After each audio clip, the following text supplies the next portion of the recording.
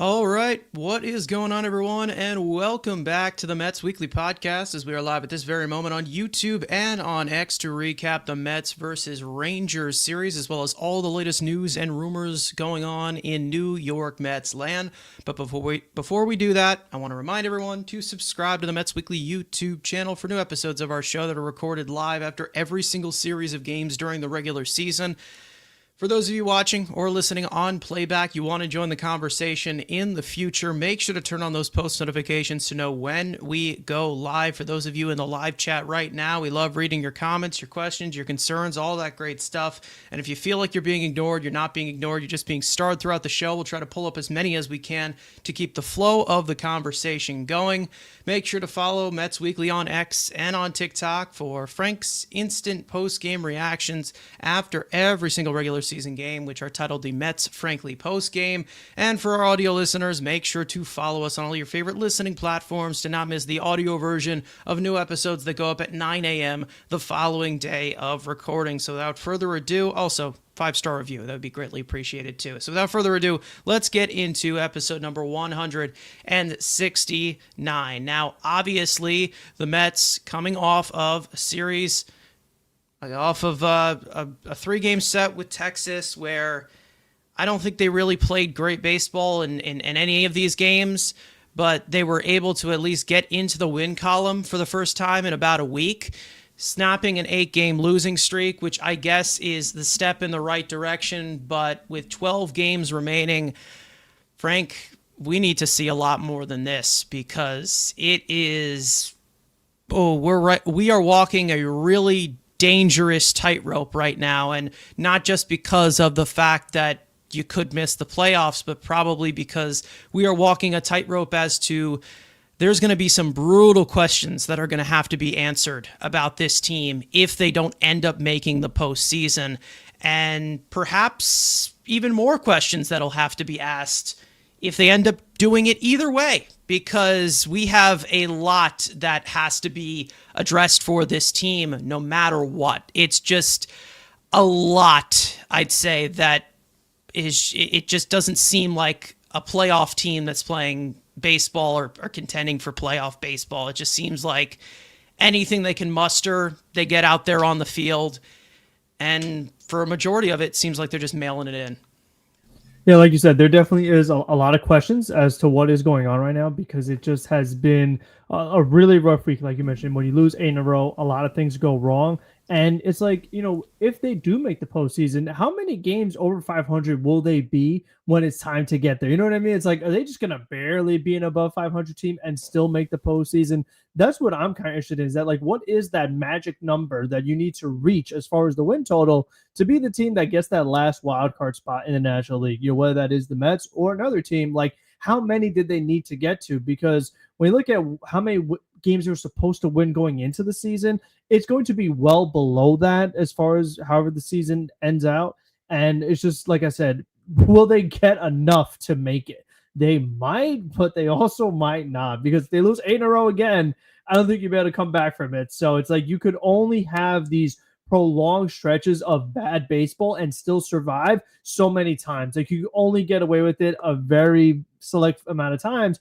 And as many people have mentioned, how ironic is it that a team that was selling in the San Francisco Giants, who sold to the New York Mets, are a team that is like sometimes has your playoff spot, sometimes doesn't have your playoff spot. Like, that's not a great look. When you were buying, you gave up top 10 prospects finally, and you got worse. So, like you said, no matter what, there is a lot of questions. If they make it, it's going to be because certain guys who are just extremely talented were able to overcome a lot of the other bad things that are going on around them. It'll be because a bunch of rookies saved the day, which they're trying to, and this team still finds ways to mess that up as well. So it's just going to be interesting to see, like, if they even get there, and if they do, man, it's going to be a close one. And it's like, wow, we just barely got in. What do we do now? Because if this team makes the playoffs, you can't throw a parade. It's like the expectations were so much higher. You have to actually play well in the postseason, which, again, they could, but to do it consistently, I just don't buy it. You look at a month like August where they were one of the best offenses in baseball. Everyone was hitting. It looks great. It looks like what we knew they were capable of. Then September comes around, and as always, they all go cold at the same time, and they all go hot at the same time. So when they do all go cold, then it's just, oh, we're going to lose a bunch of games in a row. Oh, well. So if you find yourself in the postseason, and let's say you get hot wild card round, National League Division Series, you're hot. But then they go into their cold stretch. Oh, well, there's no time left to get hot again. It's over. You're done. So that's the other thing, too, is like we talked about the consistently inconsistent. That's happened the entire year. It's been way over 100 games. Like I said, there's only a few left, and they still have not found that. They still, as we've said, have not found the right lineup configuration. They don't know what the roles are in the bullpen, and we're going to talk about later on. They're still figuring out who's in their starting rotation. And I saw a post that's like, okay, well, let's say the Mets did make the playoffs. Who are your starters of like the playoff series? Like, who would you even start? I don't think they even know that yet, because that is just how much in flux a lot of things have been. And this guy goes to the bullpen, and this guy gets sent down to the minor leagues, and we call these guys up. It's always been like so many different things that are happening on a daily basis. And that is just not the way you're going to be a successful postseason team. You cannot have all that instability and inconsistency. Yeah, I mean, obviously, we've talked about every single year. I mean, how do they have building blocks for this team? What is the core of this team, and who is going to take on these types of roles for this?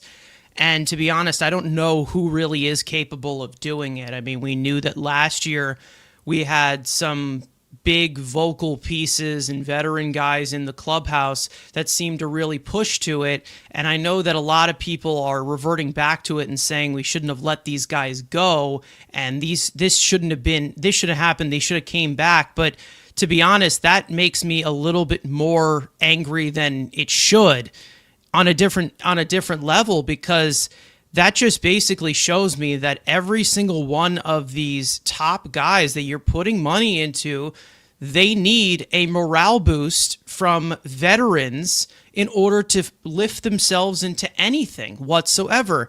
And that's pretty scary when you're seeing the amount of money you are putting into this lineup with Francisco Lindor, Juan Soto, Pete Alonso, who, I don't know, maybe he does get a payday from us. I don't know. We still don't know what's going to happen there. Brandon Nimmo as well. You have all of these other guys in the lineup making top dollar, probably at their position, top 10 at their position, top dollar here for them to come through when it matters. And the biggest factor is a 36-year-old Latin pop singer that you needed here, or a new pickleball league manager now. Like, that's scary to me. That is scary. That's not just like, oh, well, we should have never let these guys go.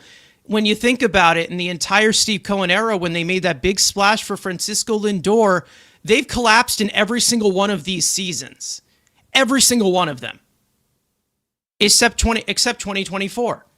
And for those of you who will tell me that 2022 wasn't a collapse and the Braves were just so hot, well, the Mets didn't do themselves any favors.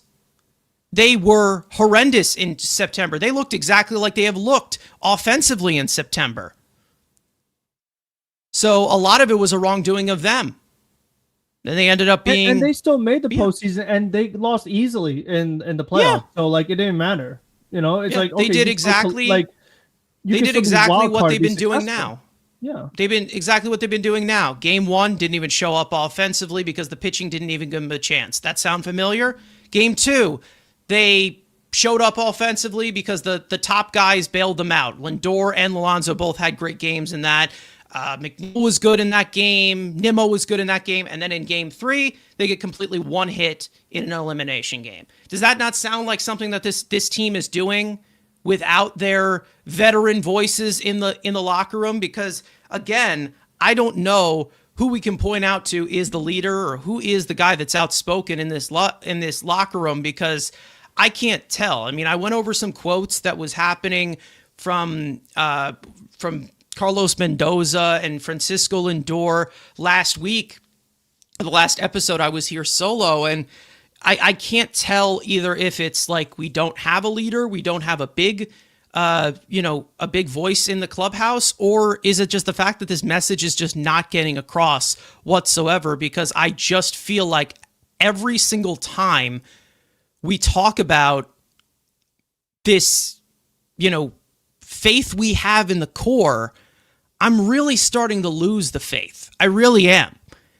Because every single time when it seems to matter, no one is coming through.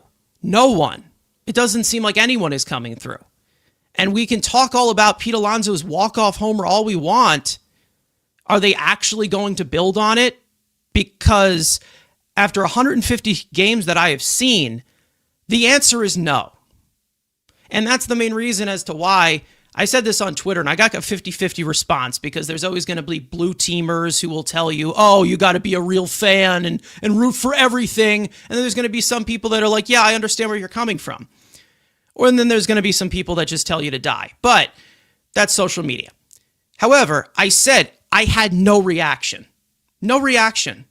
Because I feel like I know this team too well now to have a expectation to know that, like, yeah, this is what's going to be at the end of the tunnel. What's going to be at the end of the tunnel is this team not building on, whether you want to call it a statement or a big or a uplifting victory or a tedious victory. They're not going to build on it because they haven't done it through 150 games.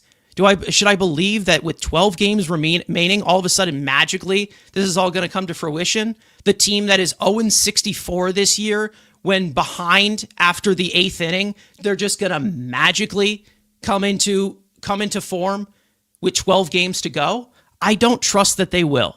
I don't trust this team, haven't trust this team, and they still look like the same team that I said, 2 weeks ago, that deserves to miss the postseason.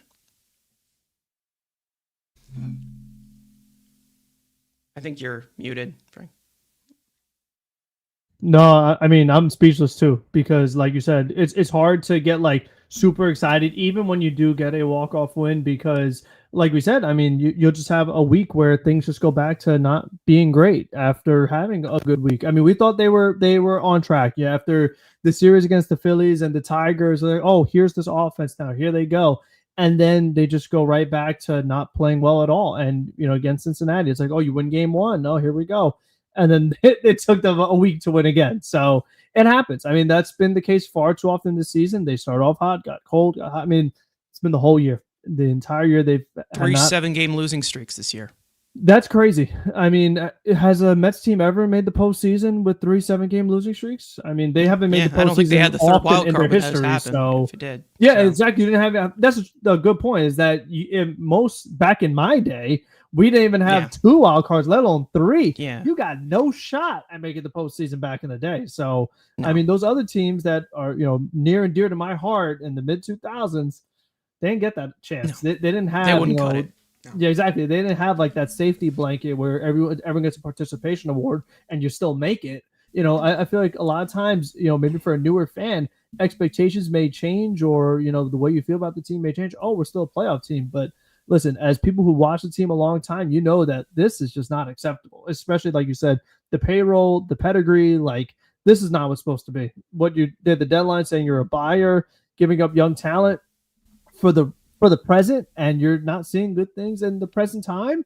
It's rough. I mean, it's just been all around brutal. All aspects. We talk about hitting approach, taking strike 3 looking all the time, failing with men in scoring position, starting pitchers not going deep into game, new bullpen not getting the job done, not sliding, defensive miscues, manager miscues. Like, what more could you possibly want? I mean, Daniel Capps talks about losing faith in Stearns and Mendoza. And you know what? That's a fair criticism, because we talked, earlier about, the offseason, just about every move they made outside of Juan Soto has been an absolute massive fair, like a F grade. Like when we get to our grades eventually of like the offseason moves, I think a lot of them are Fs, to be honest with you, as far as what production they gave this year's team. They're Fs. And if you give me the trade deadline, I definitely give all Fs across the board. Yeah. So it's just like, Stearns this year, rough. And then Mendoza, like, a lot of this is coaching. Like, your players not sliding, your players not adjusting, the lack of focus in the field, the managing decisions on your own, pinch hitting, the pinch running, the bullpen. Like, there's just been a lot of things to just criticize and have not gone well. And that's how you get into this position of fighting for your life to hang on to a wild card spot while all in all, being relatively healthy, all things considered, as far as like Yeah. your starting 9, starting 5, you're pretty healthy. And then you have all this payroll. There's no way you should have a record like this. It should be near impossible to have something like this. Yeah. I mean, they have squandered so many of these 3-game sets against teams that they should be beating. But those teams are just good enough to expose their weaknesses. That's how it has been all year. Because like this Texas team, this Mets team should be taking 2 out of 3 from them.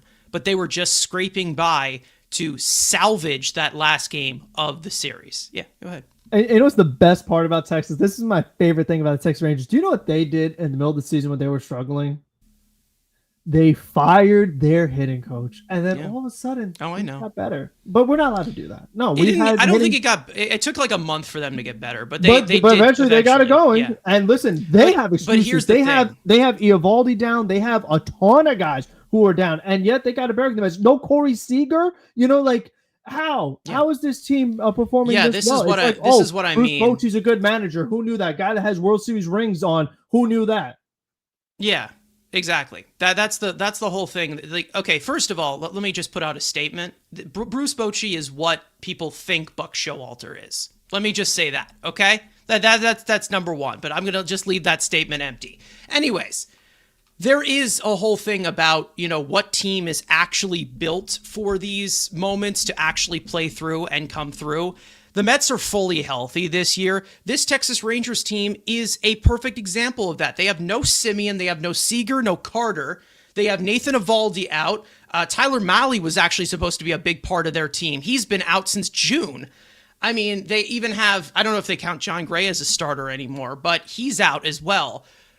They have plenty of guys that are out, plenty of key guys that are out, and they have been able to step up because there's probably a message that's being sent in that clubhouse of let's maximize it, let's find a way. And even with all of that, I just know how awful it seems that the leadership is in this Mets clubhouse, because it seems like the guys who are the most vocal are the ones that are sending such a disgusting message, such as the man who I'm not even going to get into, who is the hitting coach for this team, who yaps on Instagram every single time this team breathes. So again, that's just the type of attitude that's basically just put out and just saying, oh, you don't like this? Well, get out. That's basically what the message is. You don't like this? It doesn't matter. You're still going to buy tickets because we have Juan Soto. That's the whole message that it seems that is being sent to this team constantly, or sent to this fan base over and over again. And there's some Mets fans that will eat it right up. But I'm not going to just sit here and say that this is acceptable. It's not acceptable. I don't care if they are in a playoff spot. I've said this all year. I don't care if they're leading the division. I don't care if they're 20 games over 500. What I'm seeing is a team that is not built for playoff baseball. It's not. They haven't been built for playoff baseball all year long. And in the chat here, we had Elvin saying, I miss Bader, Iglesias, and Martinez. And that's fine if you do, because again, those are vocal guys, but again, it just shows. It shows how soft this team is. It shows how soft they are. That they need everything so far to go right. And not to mention last year, not everything was perfect last year either. They had a lot of things that needed to go right for them too. But they need so many things to be perfectly going right. And they need everything to be going their way in order to make that last scrape push. And that's where I start to question, is this core enough? Because we have seen 2021 then completely collapse. 2022, I will call a collapse. I don't care. 2023, high expectations. They were pretty much done by June. And now 2025 in a complete free fall, even though they won yesterday and everything was fixed. The thing is that I don't know if this team is actually capable of playing through any adversity. I know that the pitchers aren't. I know that the pitchers aren't able to do that because I have never seen them escape a bases loaded or runners at the corners jam at all this season. I have never seen them execute with 2 strikes properly. Frank, you talk about this all the time, hitting batters with 2 strikes. How many times have they done this year? So many times. But then we also see from the other side, on the offensive side, of these guys arguing with umpires for borderline calls. Like things are just going to come to them magically. They're just waiting for things to happen. Maybe protect the plate. Oh, wait, we don't have a hitting coach that actually preaches that with 2 strikes. So, again, I don't want to sit here and be like, oh, well, the entire world is against us. And this is not going to go our way. And the Mets are just completely cursed. The Mets just sit here waiting for things to happen to them because they think they're just so good. You actually have to work for it. You actually have to do something about it. This team, the best way that I can describe this team, if I were to say in a player, is Brett Baty. That's how I describe them. They're never good enough, but they're good enough to just stay afloat. And all the expectation that comes with them, they don't reach it. They never will reach it. And they're always constantly inconsistent. Tell me that's not what Brett Baty is. That's how I design. I mean, I would say maybe a few years ago, the best way to describe this team was like Mark Canha. Like they were like, you know what I mean? Like that high floor player that like is never good enough to take you to the promised land and is always searching for walks. They're always slapping the ball all over the place and can never get you that timely hit. That's how I kind of look at this team. It's always never good enough, but also from the outside, it looks all right. Because Juan Soto's got a 40-30 season. I don't care. Pete Alonso just broke the franchise home run record. I don't care. Jeff McNeil, whoa, he's got a batting title, and I don't care. Like, I feel like we're focusing on the wrong things here. The goal is for this team to win. That's the goal. And I feel like they don't play through each other at all. They don't, because there's no message that is being sent for that to happen. And we always say that leadership matters here and messages need to be sent. I don't see, I don't see how any argument can be completed that this is a playoff caliber team. And that's sad to say when you look at some of the names on this roster, but there's a reason why we have to play the games. And when this team plays the games, you never feel confident about them playing a good 9 innings. Because it was the same thing. I mean, that it looked like deja vu in this game 3 of this series. Jump out to a 1-0 lead later on because you can't touch the starter, who is a lefty who has not had a solid good season, and that's all just because of technicality for things on the infield. Then you get a solo home run to make it 2-0, and then the bullpen just completely coughs it up. The offense goes completely silent, but then you end up going to extra innings where Pete Alonso, the big-time hero who has been silent for 2 months, by the way, he comes through all of a sudden. Everything is perfect. Everything is magical. Everything is lollipops and rainbows. Pay Pete $200 million. No, that's not how that works. Because from what we have learned from this team, they don't build on anything. Any possible building block that they have, they shred it to pieces the next day. And they can't do that today because they have an off day. But just wait for tomorrow when we are in a situation where the pitcher probably won't go deep into games, because I know exactly who's starting tomorrow, and that's Clay Holmes. So, I mean, we can pretty much just continue to go through this motion of, well, this is what I expect at this point. I expect them to just constantly underwhelm me. Isn't that what I just said about this team? I don't know, 2 months in, called this team underwhelming. This is what I mean. It's all coming to the surface here. And I know they're on a 1-game winning streak, and we should just be tossing it all out the window, but this is bad baseball. It's not a streak. That's just a game you won. Well, apparently that's exactly what we have to reward now. That's what we have to reward now. We had complete flexes of the Mets. And listen, the people, the administrators that run the Mets Twitter account, that was great. They're great. They do a great job. But the fact that I'm seeing like a cinema edit to that walk-off home run. I'm like, come on. Seriously? This team has been in the ground for the last 3 weeks. Probably longer than that. And this is what we're spending our time on. Like, come on. Great. Okay, we won 1 game. Fantastic. There's still 12 to go. Like, I'm so done sitting here celebrating the little things because I know that little thing is going to turn into nothing thing, you know? There you go.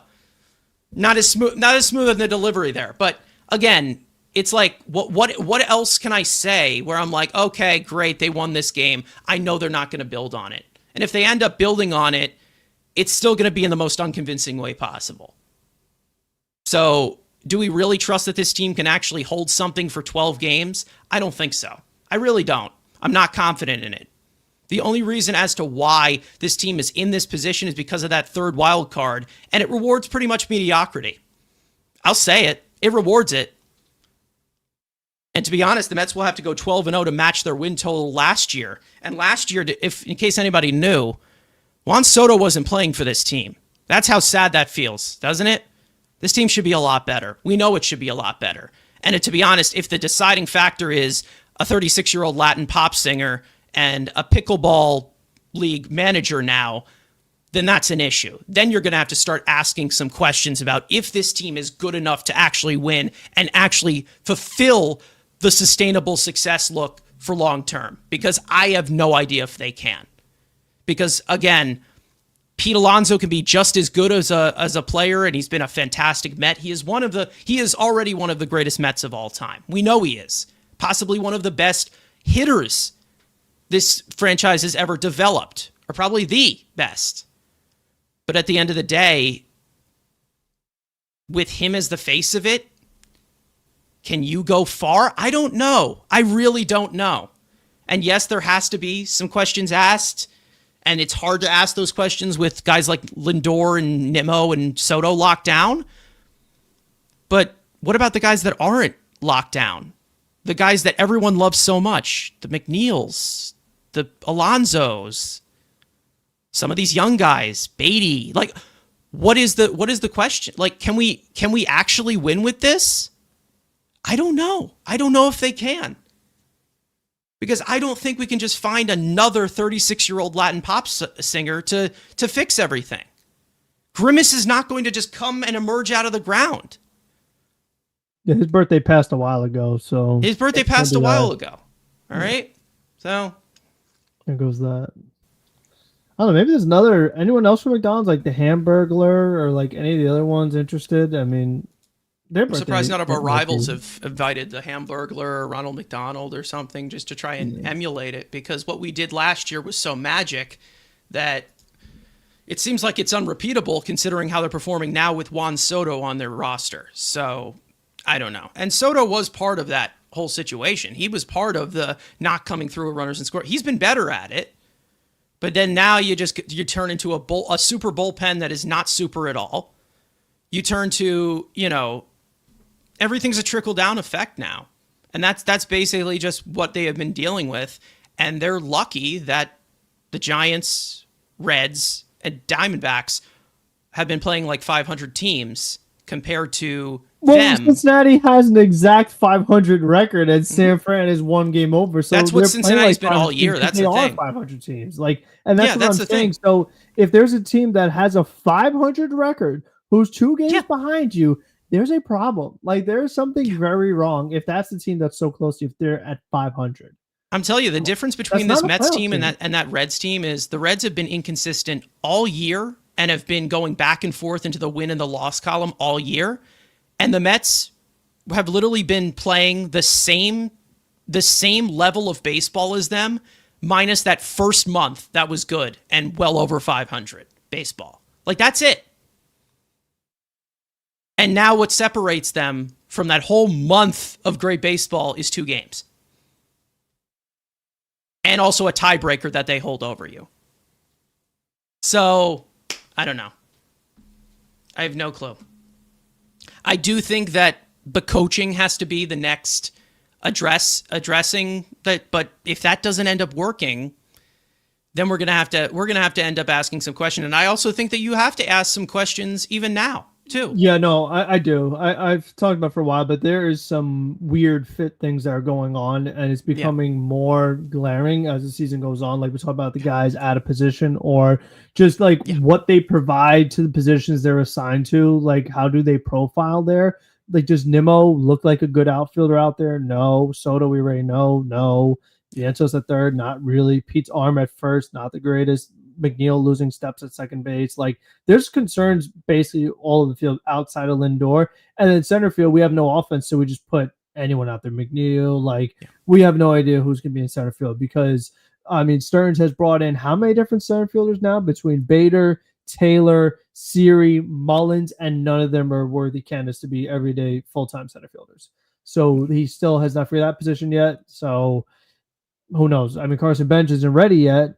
So they gotta they know for sure they already have that to figure out. I mean, it's more off-season talk, but it just does just show you it's like but it's there's so many questions to ask. But they're still trying to figure that out now because somehow Jose Siri's been getting starts, and I tweeted, but like that guy doesn't even look like he's swinging a baseball bat. He looks like he's swinging like I don't know, like a cricket club or something. Basically, like, what I'm expecting from a guy he has whose like no entire leg is rotation broken. like in his hips or anything. He's just like I don't know what that is. He hasn't even played that swift of a center field either. So he doesn't. Like he hasn't. He has not impressed me. Like his offense has not made up for his, like his defense has not made up for his offense. You know, it's like we have how many Jose Siri's Taylor's do we have on the team does already? Taylor's does. Like Taylor's been totally fine defensively, but it's like you know he tries all these different center fields and none of them have been good. So you still have got to address that.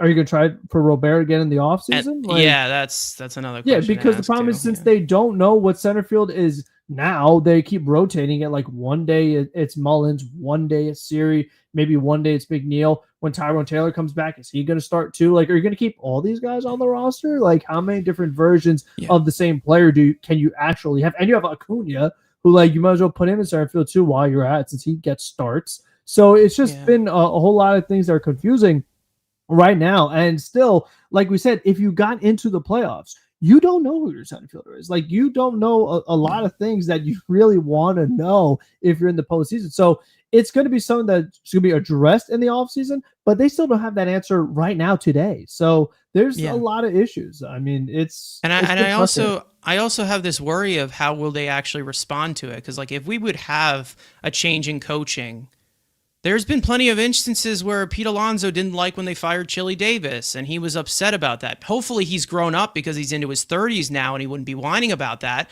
But I don't know how they're going to end up responding. Like, how are they going to respond when Marte leaves in free agency? Because, like, I feel like they're so attached to him. Yeah, he's the last veteran left. That's what I'm like. I'm sitting here. I'm like, how soft is this team? I'm wondering how soft is this team? And that's what really freaks me out. And then I'm like, okay, well, is this actually worth it? I don't know. And that's the thing when we talk about, you know, you got to break this core up. It's time for a change. It's kind of hard to break up, you know, the Nimmo, Soto, and Lindor because they're here for long term.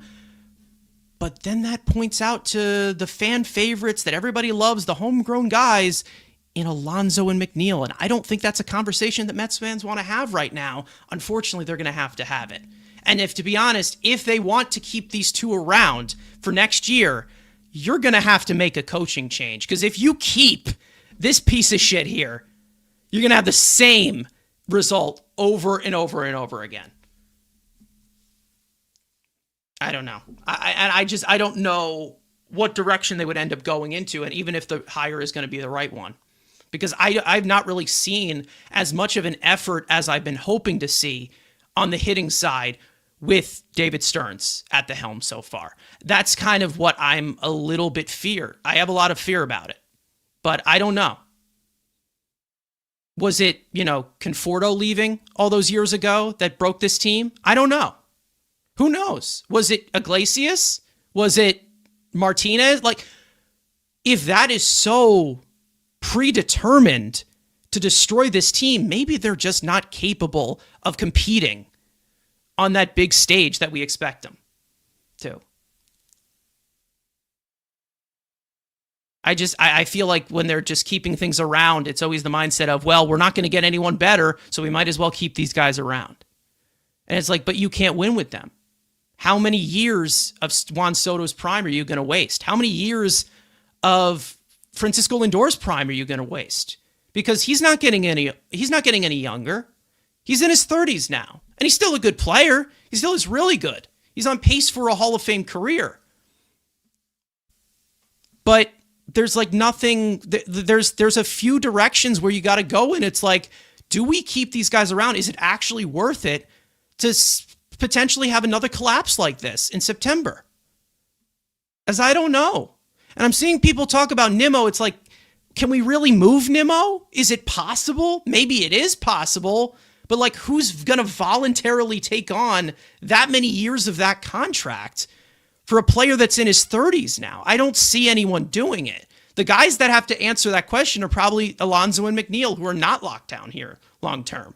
McNeil has one more year, I think, right? One more year. Yeah. And then Alonso could possibly opt out. And I don't think that Nimmo is someone who needs to be completely exiled off this team. It's been rough for him recently. He definitely hasn't been himself. I still think that you can win with him on the team, because I do think he's really good in those certain moments, whether it has been very spotty this year. But I don't know. I don't know how. I feel like the message is just not being sent at all. There's no message that is being sent. And even have some questions with Francisco Lindor too. I've seen a lot of lack of effort from him this year too. We've talked about it before. Like you said, no sliding sometimes. What does that send a message to these young kids who have already been struggling to get some plays at shortstop? Yeah. Like, routine ground ball. And Lindor is still a good defensive shortstop. It's not like he's... He has like these awful moments of like, just, brain, I don't know what you'll call it, a brain fart. Like, he just checks out. Like, ground ball hit right to him. Oh, I dropped it. No problem. Yeah. Mr. Smile. What's interesting, though, is that we did see Juan Soto in the dugout actually, like, kind of we're seeing visible frustration for him, which with the way this year has gone, I didn't think we'd see that from him. But like, if you see Juan Soto, who shows no emotion, reacting like that in the dugout, or McNeil getting thrown out, even though McNeil's very emotional, but still for him to react in that extreme, as we talk about, it's a mental game. Like, the guys are pressing, they're stressed, they're well aware of the situation, how they're failing, and whoever is the leadership is not keeping these guys focused and keeping their emotions in check, because they're just like, they mess up and everyone's ready to just like break something. Like, they're just totally like in panic mode right now. You could just see it. We can go on and on about it. And we can go on and on about it, but I feel like that quick second time to make a decision on this team, because of how quick pace this game can be, especially with the pitch clock now where it's reducing some of the time. It's more the fact of, in that situation, McNeil, it looked like a strike to me. StatCast was saying that it was a strike, and I'm not going to say that and sit here and just be the anti-McNeil stuff, but it's like, you're going to put on that entire performance when you know that with the bat-to-ball skills that you have, Jeff, you can protect the plate in that situation. We know you can. You make a little too much contact for your own good. We know. It's like those little situations where it's like, come on, use your head, please. Please use your head. I'm asking you. Please. And I don't care if he shows emotion, but it's like, at least be right about the call.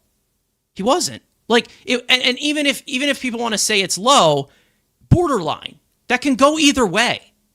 It's not just sitting here. Like, yes, CB Buckner sucks. He's a terrible umpire. We know he is. He's not good at all. But it's like, come on.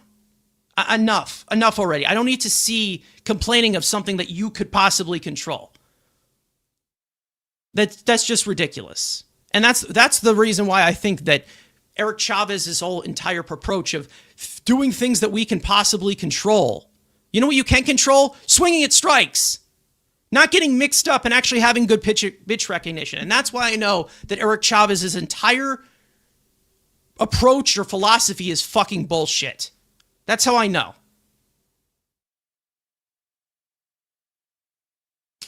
I just feel like the message that's being sent is what we are doing right now is okay. And if you don't like what's going on, just completely complain. I just feel like there's no accountability. Absolutely none. I feel like there's so many different stories that we have to talk about of defects with everybody else on this team. And it shouldn't be like that. It shouldn't.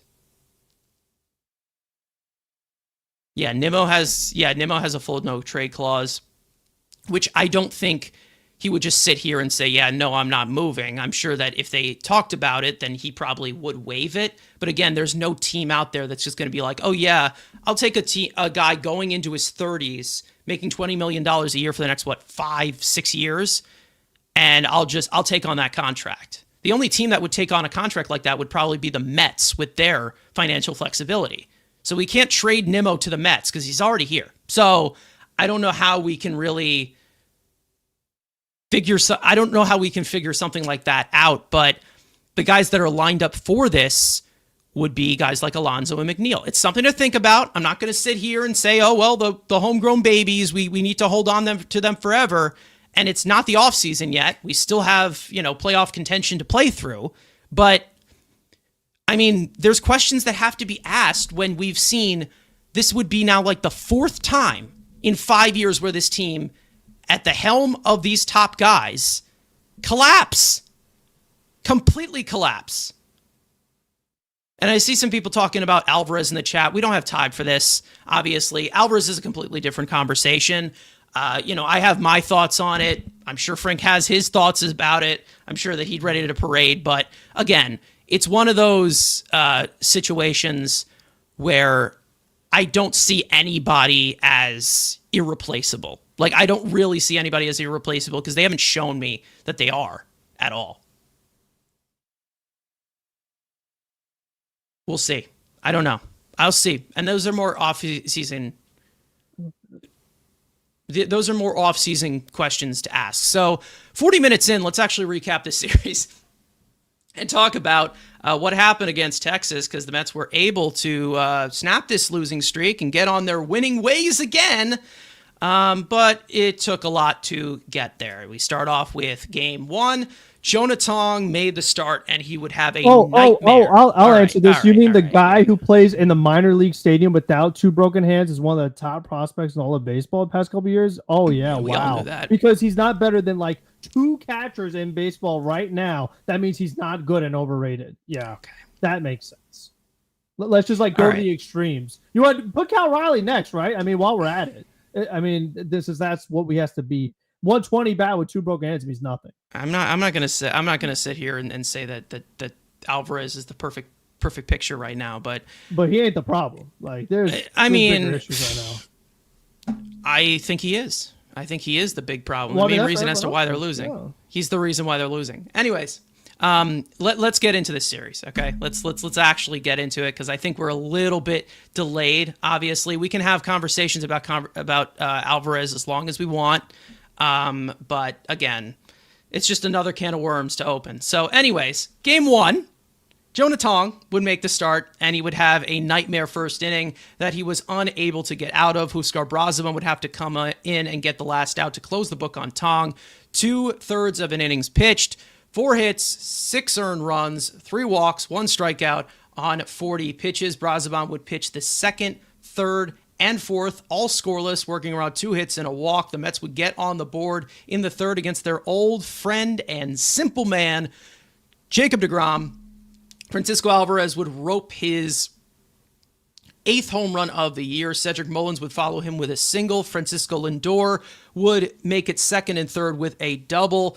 Juan Soto and Pete Alonso would collect back-to-back sacrifice flies to cut Texas's lead to 3. Ryan Stanek would toss a 1-2-3 fifth with a strikeout. He'd come back out for the 6th, get only 2 outs, and Gregory Soto would finish the inning. Soto would come back out for the 7th and surrender a 2-run homer to pinch hitter Dylan Moore, putting Texas back up by 5. Reed Garrett would pitch the 8th and work around a bases-loaded 1-out jam to put up a scoreless frame, and Ryan Helsley would pitch in the 9th and work around a leadoff double with help from Francisco Lindor doubling the runner off second to record a scoreless inning, but the Mets offense would not respond after that 3-run third inning to drop their 7th game in a row in the series opener 8-3. Brandon Sproat in Game 2 would make his second Major League start, and he was near spotless. 6 innings pitched, 6 hits, no earned runs, no walks, 3 strikeouts on 70 pitches. The Mets would open the scoring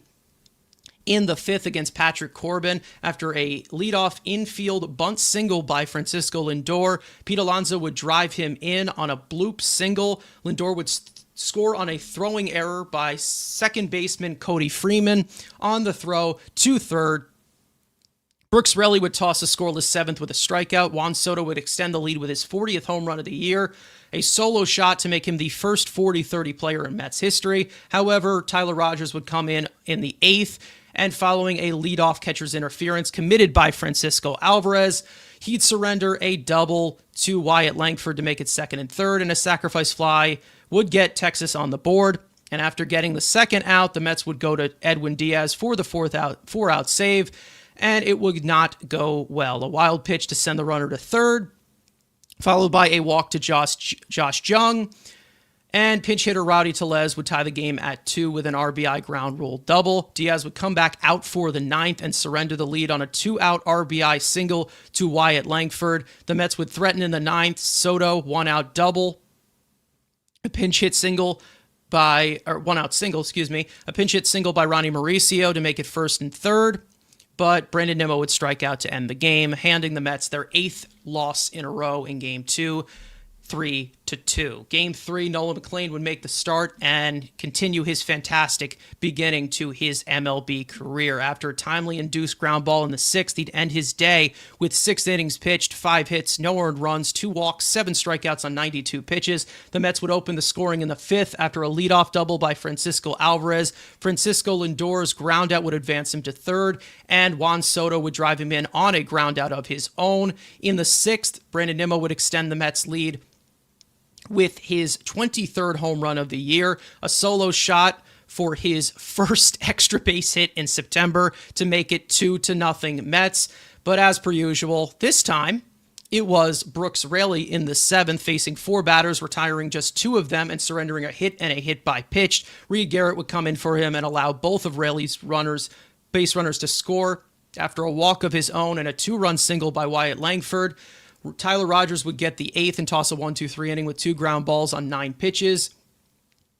Edwin Diaz would get the 9th, and after surrendering a leadoff hit and a stolen base, followed by a sacrifice bunt to move the runner over to 3rd, Josh Smith would line into a double play with the infield in.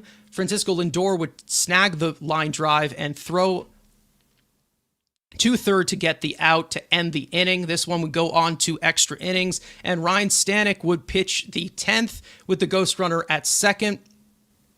The runner would advance to 3rd on a fly ball. Stanek would walk the next hitter, but strike out Adolis Garcia and get Rowdy Tellez to pop out to keep Texas off the board. And in the last of the 10th, with Francisco Lindor as the runner at 2nd base, Texas would opt to intentionally walk Juan Soto to make it 1st and 2nd, setting up Pete Alonso to launch his 34th home run of the year, a 3-run shot to the opposite field to walk off the Rangers in Game 3 and snap the Mets' 8-game losing streak in extra innings, 5-2. The Mets are now 77-73 on the season, and despite losing 8 of their last 10 games, they still hold a 1.5-game lead on the Giants for the final National League wildcard spot going into tonight with 12 games remaining. So that's where we stand right now, and also the Mets obviously don't play tonight, but if the Phillies do win tonight, they will take sole possession and win the National League East Division, which would make the Mets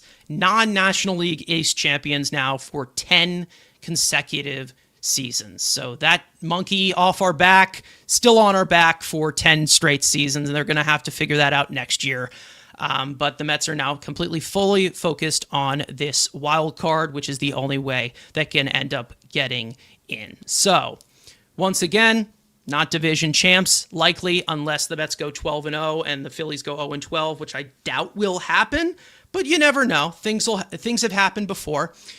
But again, like we said, they snap a losing streak, still not playing great baseball, and they're going to have to figure it out quick because, again, their magic number, I believe, to clinch that final wildcard spot is 11. So they're going to need, a little bit of help, or they're going to have to start winning. So we have got, their work has definitely cut out for them.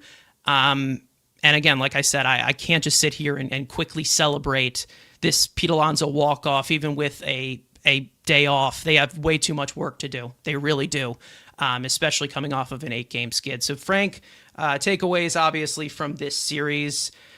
Brutal, still not fun baseball to watch. In for a treat every single night, and that treat is bad. Not a good treat. So, opposite of treat. There you go. Trick.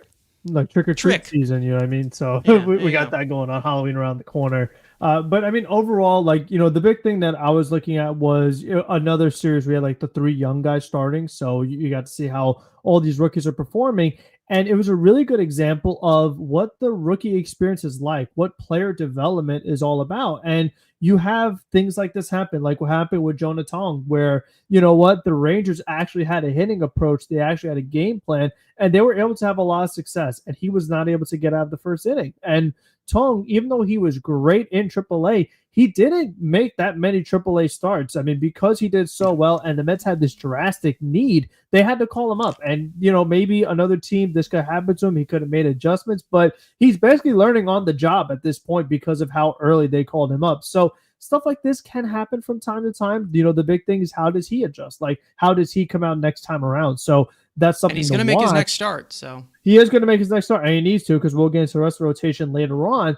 But, Mendoza was really like, oh my gosh, I need innings so badly. I got to leave him out there. And he just couldn't even get out of the first inning. So then when he finally goes to the bullpen, they actually got the job done outside of Ryan Helsley. Like, they were really solid. They got them through the rest of the game, only allowed 2 runs. So if you got 8 and third innings of 2-run ball from your bullpen, that's really solid. That would have been enough to win the game. But they took out Tong too late. So then you have your next rookie starter, Nolan McLean, who was awesome. He was better than last time, not walking any batters, so he looked much better, and then the bullpen ruined that for him. So the bullpen was good game 1 while the starter was bad. Then you had the reverse. You saying McLean or Sproat? Sorry, Sproat pitched game 2. Sproat pitched game 2. So they both pitched great. It was basically the same game almost. So pretty much. Yeah, so you had Sproat pitched game 2, much better, not walking batters, and then the bullpen blows. So you're like, okay, so you had bad starter, good bullpen. Then you had the reverse the next day.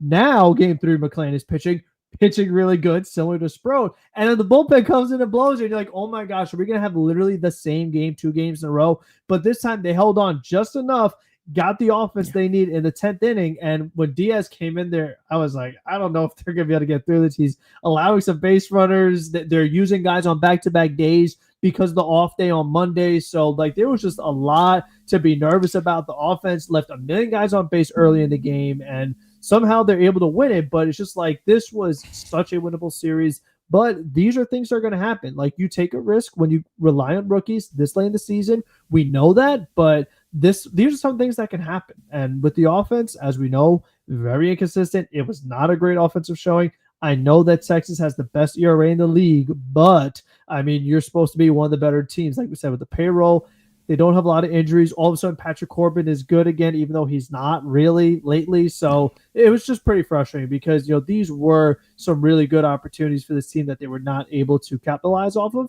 And they need all these games. I mean, when it's this close in the wild card, every game is crucial. So it's like you losing a game by 1 run because of your bullpen or your hitting, that means a lot. That can go a long way. So it definitely overall was frustrating. They just barely able to get 1 win out of it, but just overall not the greatest performance and not too encouraging considering the few series before that, leading to an 8-game losing streak by the time game 2 was over.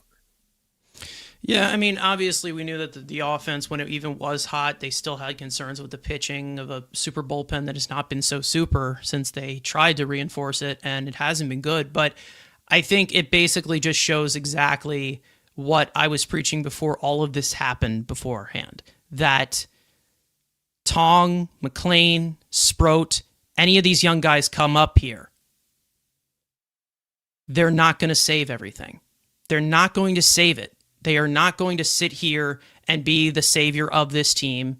And that's the thing. It's like when you come to a situation where with Jonah Tong, this is a 22-year-old pitcher coming out of high school, huge helium pitcher over these past over this past year.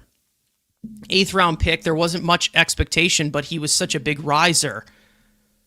That's basically what he was the guy that I was like, okay, there's going to be some pain here. There's going to be some growing pains. There's going to be things that he's going to have to figure out.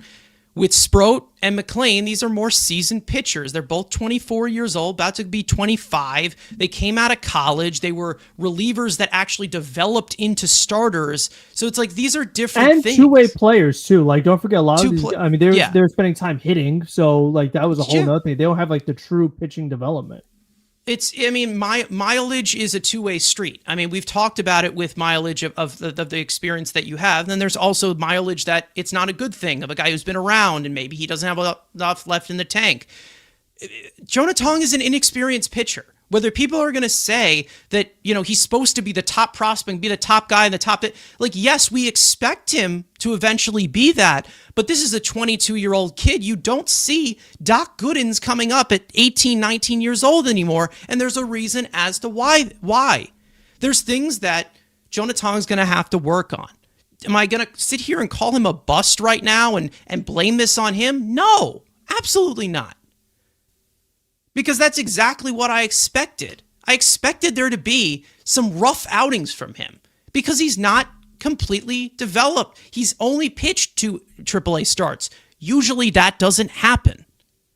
But he was just so dominant in that way that they were like, okay, well, we're running out of options here. Let's call him up.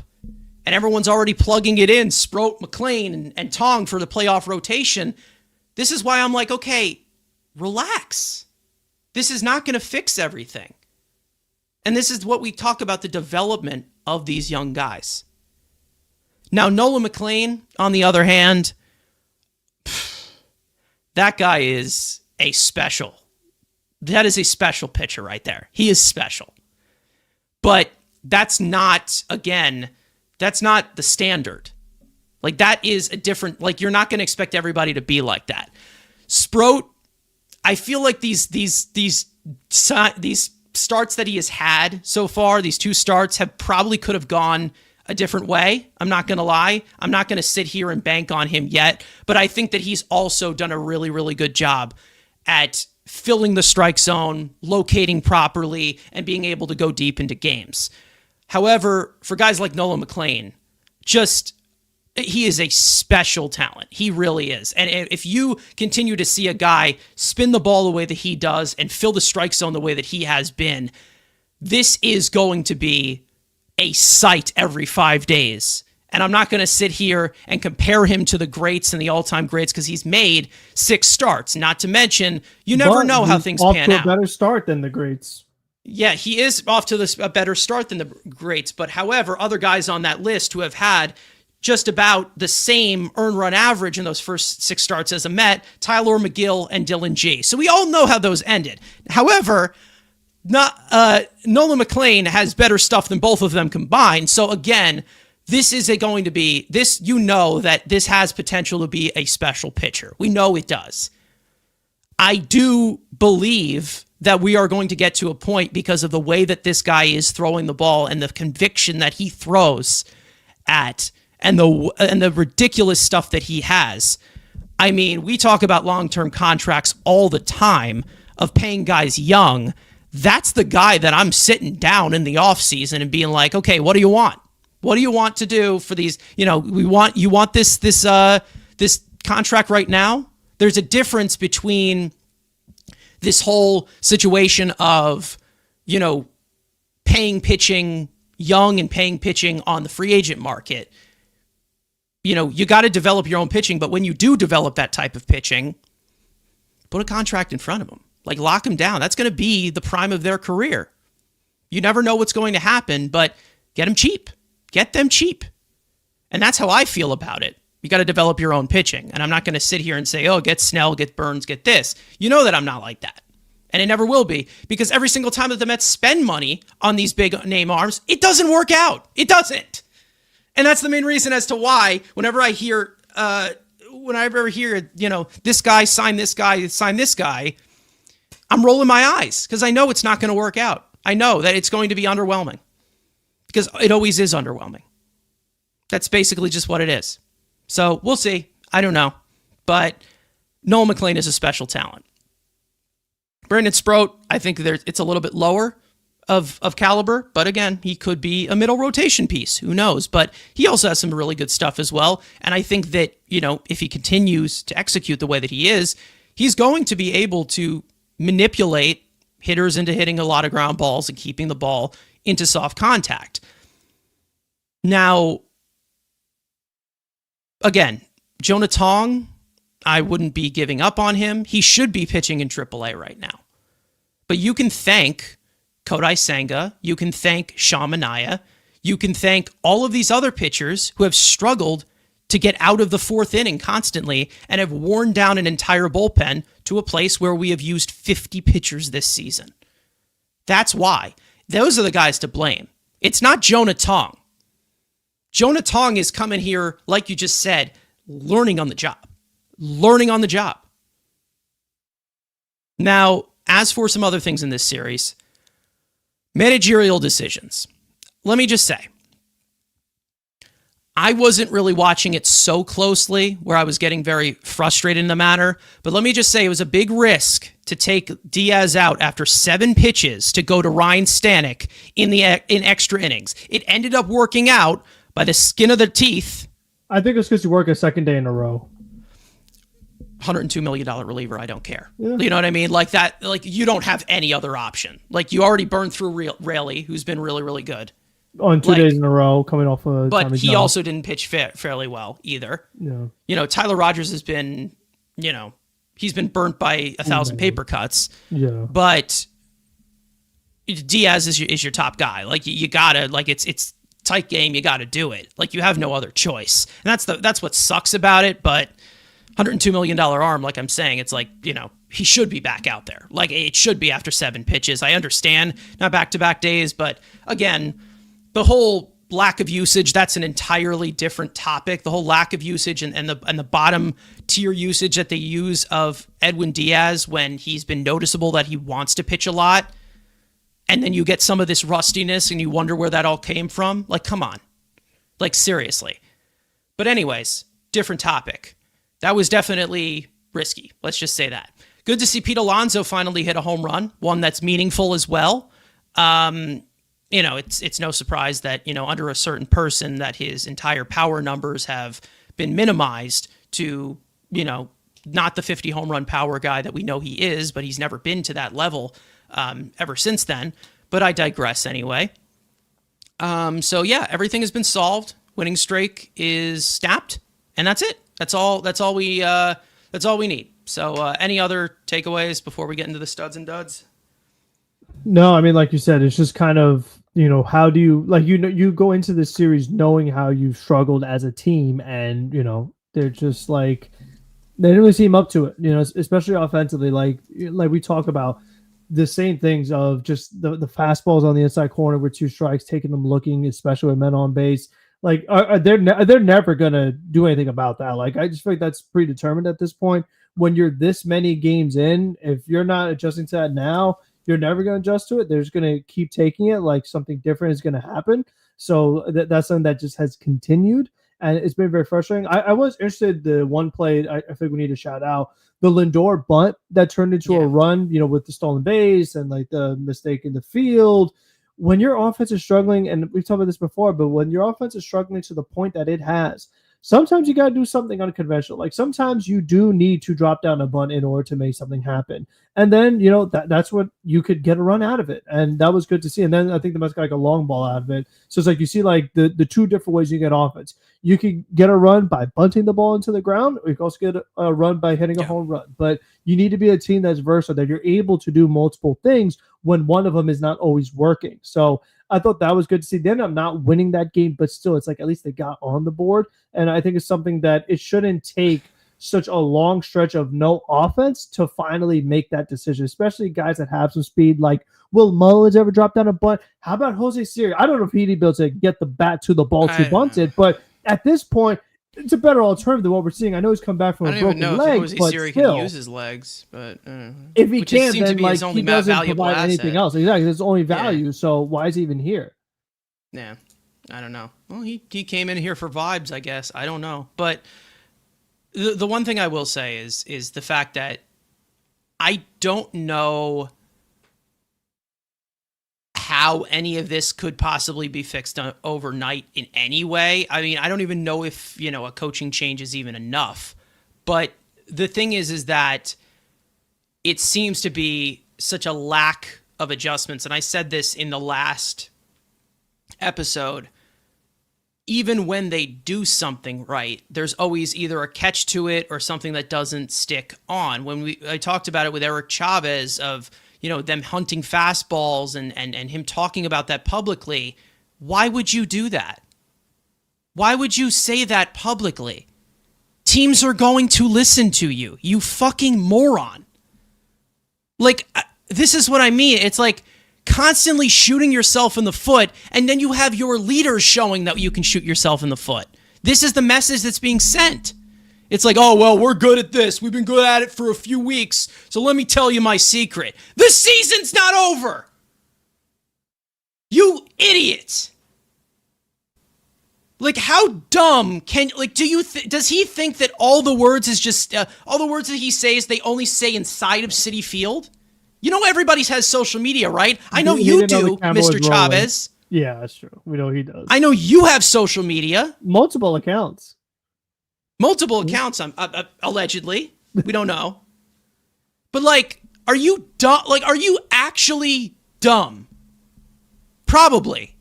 Because we've seen him do that so many times during his playing career where he can't stop opening his mouth and he never backs up that trash talk because he's the same fucking petulant child he's always been. Not bitter at all. But again, like, it's always these self-inflicted wounds that continue to add up that you're like, okay, why are we doing this? For what reason are we doing this? And if it works out, it works out. But expecting to get that result every single time or for things to just magically come to you because we're so fantastic, that's not going to happen. And I was glad to see Francisco Lindor at least take some initiative. I also was glad to see Lindor make some winning plays as well at shortstop because it's been a while since we've seen that as well. He doubled guys off of second and third in 2 of these games in crucial situations, which is something that we actually haven't seen a lot this year. We haven't seen the Mets get those big outs.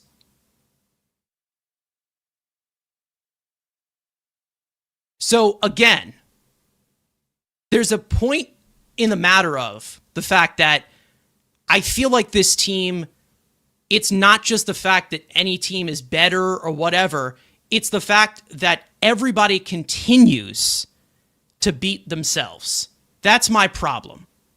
And when from inconsistency constantly over and over again with this team, when your biggest enemy is yourself, that means that you don't know what team you're going to get every single night. And that's basically been what this team has been all season. And it basically just shows it. The Mets continue to show their hand. That's basically what it is. Figuratively and actually. And I'm not just going to say that this is the problem. Like M-Easy saying them not hitting because Chavez talking on Twitter. No, he was talking to Steve Gelbs. He reported it on the fucking broadcast like the great moron he is.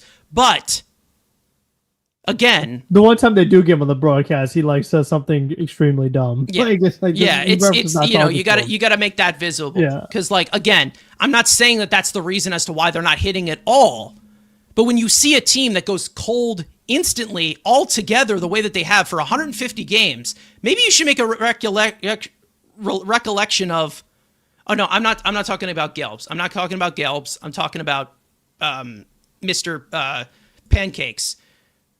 Again, it's one of those things where it's like, what was the reason for that? Like, why are they making it more difficult for themselves? There's no way that helped, saying that publicly. There's no way. No way that helped. Saying, oh, well, let me tell you our secret right before. Let me tell you our approach right before September baseball starts. Step into my lair. Let's do this.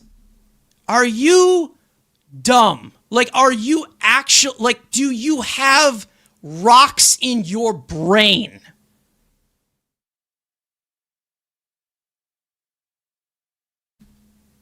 It just shows you that this guy just can't shut up. It proves you that this guy can't shut up. Things are just not going to help. It's like when we talk about this pitching staff all year, like the amount of base runners they were giving up, even though they were pitching well, it's not going to help. Like, eventually that's going to break through. Like, there's a difference between being the main bad factor, and there's also a difference between, there's a difference between being the non-factor and then being something that becomes like the bottom of the iceberg here. Like, that's what I'm saying. It's like one of those things that it's like, okay, yeah, you can do that. You can talk your shit all you want, but it's like, does that really help at the end of the day? Does it really help? No. Game for War saying to call Chavez an idiot is an insult to other idiots. Yeah, I mean, he already. I'm sure that he's watching right now. Hi, Eric. I'm sure. I'm sure you are, because he can't. Yeah, he's so insecure that every single performer. He said that on Instagram. Like, after Pete Alonso walked that off, after the team went 1 for 9 with runners in scoring position, he was laughing on everybody on his Instagram story. The nerve of this fucking guy. It's unreal. They went one game where the offense was terrible, hitting approach was terrible, left a bunch of guys up base, and he's laughing. Really? Yeah. Wow. Yeah. This is his type of behavior. That's what I mean. This is what I tried to warn everybody about from day one, of how much of a like unproductive double-edged sword this guy is. But again, we don't have time for that. We don't. And I'm sure we're going to talk a lot about guys like Eric Chavez, even some people saying Jeremy Hefner, all of these coaches. We're going to talk about that, and we're going to talk about the main reason as to why, or for or against keeping them here. But that's more of off-season talk. Now, speaking of pitching, let's get into Sean Manaea for a second. Now, I talked about Sean Manaea last episode of what has been going on this season. It looks like something that we've hinted at before. Frank, you've talked about this a little bit on here. It looks like the Mets on Tuesday, which is tomorrow, there might be a plan for them to stack Clay Holmes and Sean Manaea and move Sean Manaea to the bullpen. Somebody asked earlier on, I don't know if I pinned it or not. Yes, I did. Game for War saying, why send Manaea to the bullpen when Clay Holmes is the only one with relief experience and he's the one who throws less pitches? Which, again, this is one of those things where I understand where you're getting at, but I feel like it's just the more of the rhythm of being a starting pitcher, and they don't want to mess with that. Because Clay Holmes, again, he's a first-time starter. Manaea has been versatile before, and I think that that's the main reason as to why they're looking at it. Also, more of the adjustments from right to left, from left to right, when you're talking about stacking starters on, usually it's a little bit more effective when you go to a lefty in the middle. That's usually just like because of how it's more designed, especially when you're talking about splits with Holmes. So it kind of lines up a little bit better. But again, when it comes to stacking them on top of each other, it makes sense at this point, especially if you're going to look at this from a rotational standpoint. But we've talked about Sean Manaea as to, again, I've said it already. I don't think he should be pitching anymore. For the rest of the year. I feel like we have seen the after effects of what this loose body's in his elbow. And I'm always one to say that you need to baby pitchers these days. You just have to. There's just you have no choice in the matter. But again, we've seen Manaea struggle into the middle innings, and maybe 3 innings in relief is something the best they can get out of him. Does it suck having to talk about a $25 million reliever for the rest of the year? Yes, but for 12 games, laying it out on the line, that's fine, in my opinion. Because, like, again, if you have to stack them again together, it's fine.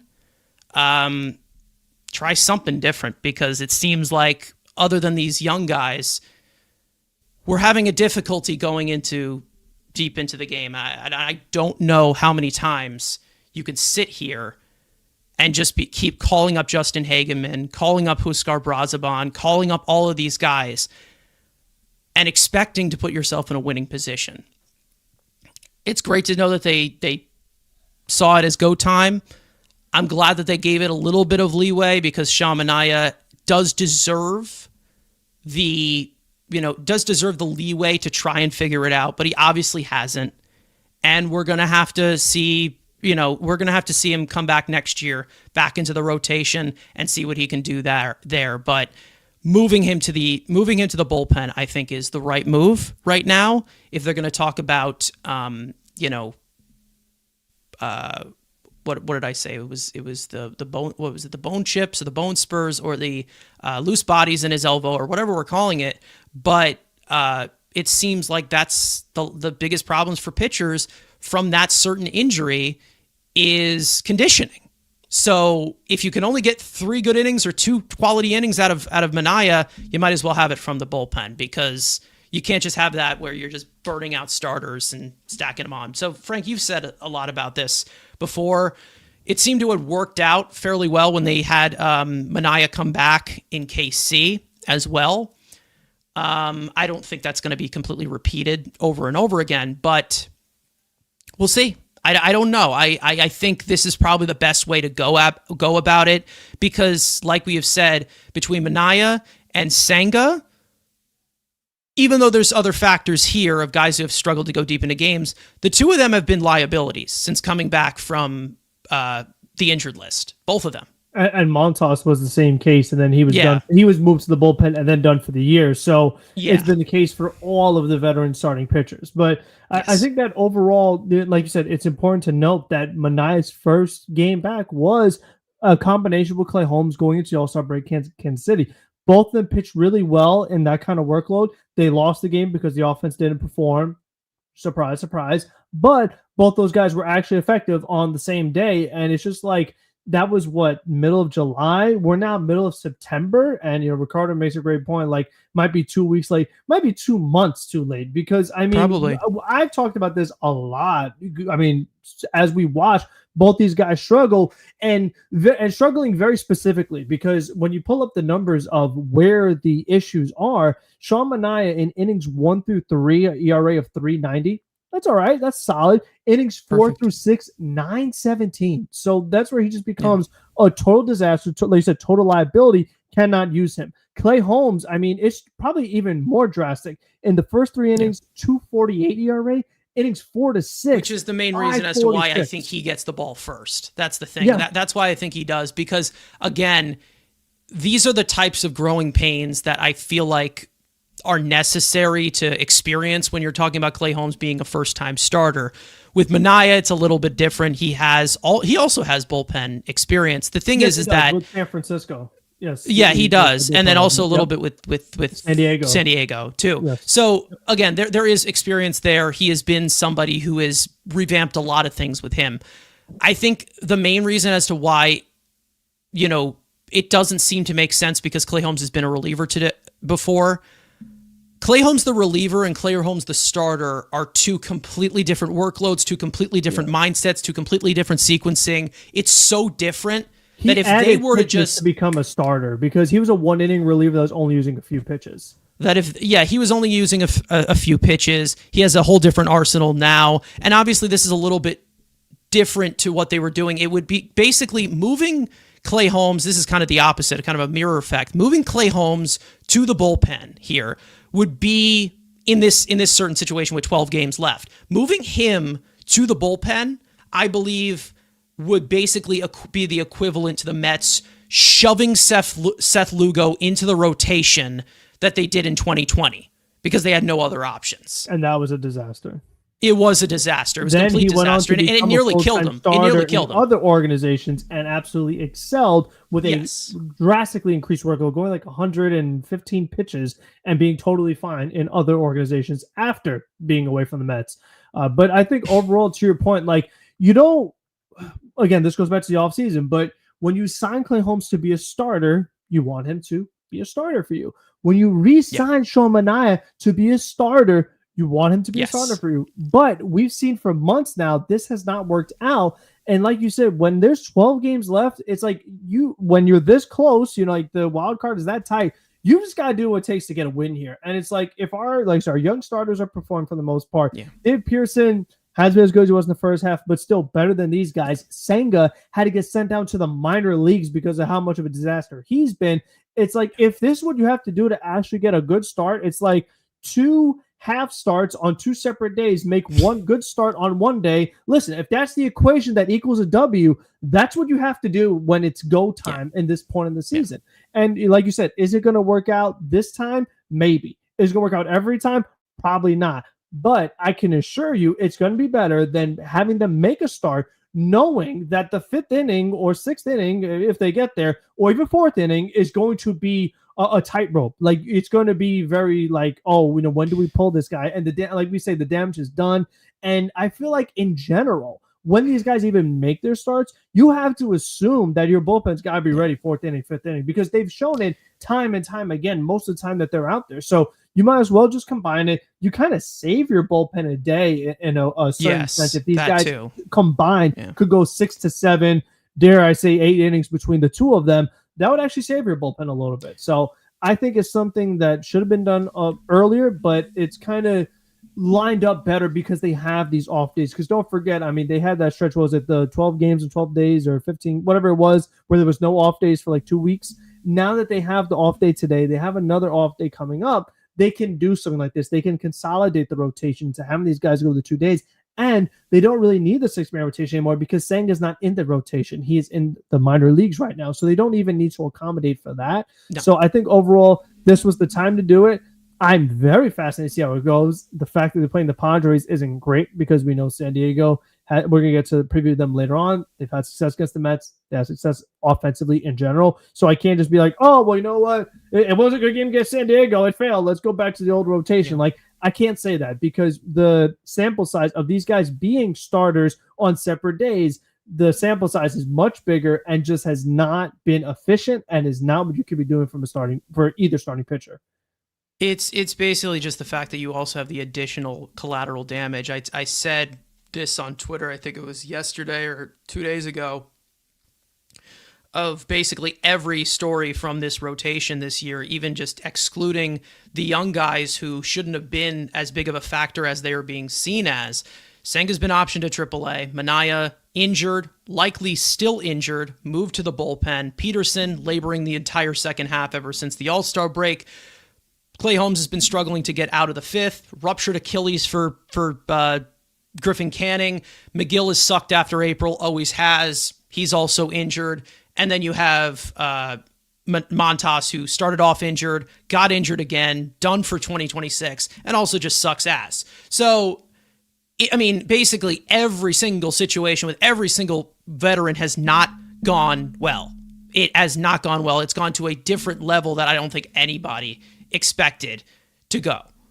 Even though we had questions about this rotation, I didn't think everybody was like, well, everyone's going to get hurt. Everyone is not going to be able to execute with 2 strikes. And somehow you're still going to be in a playoff spot. Like, how is that possible?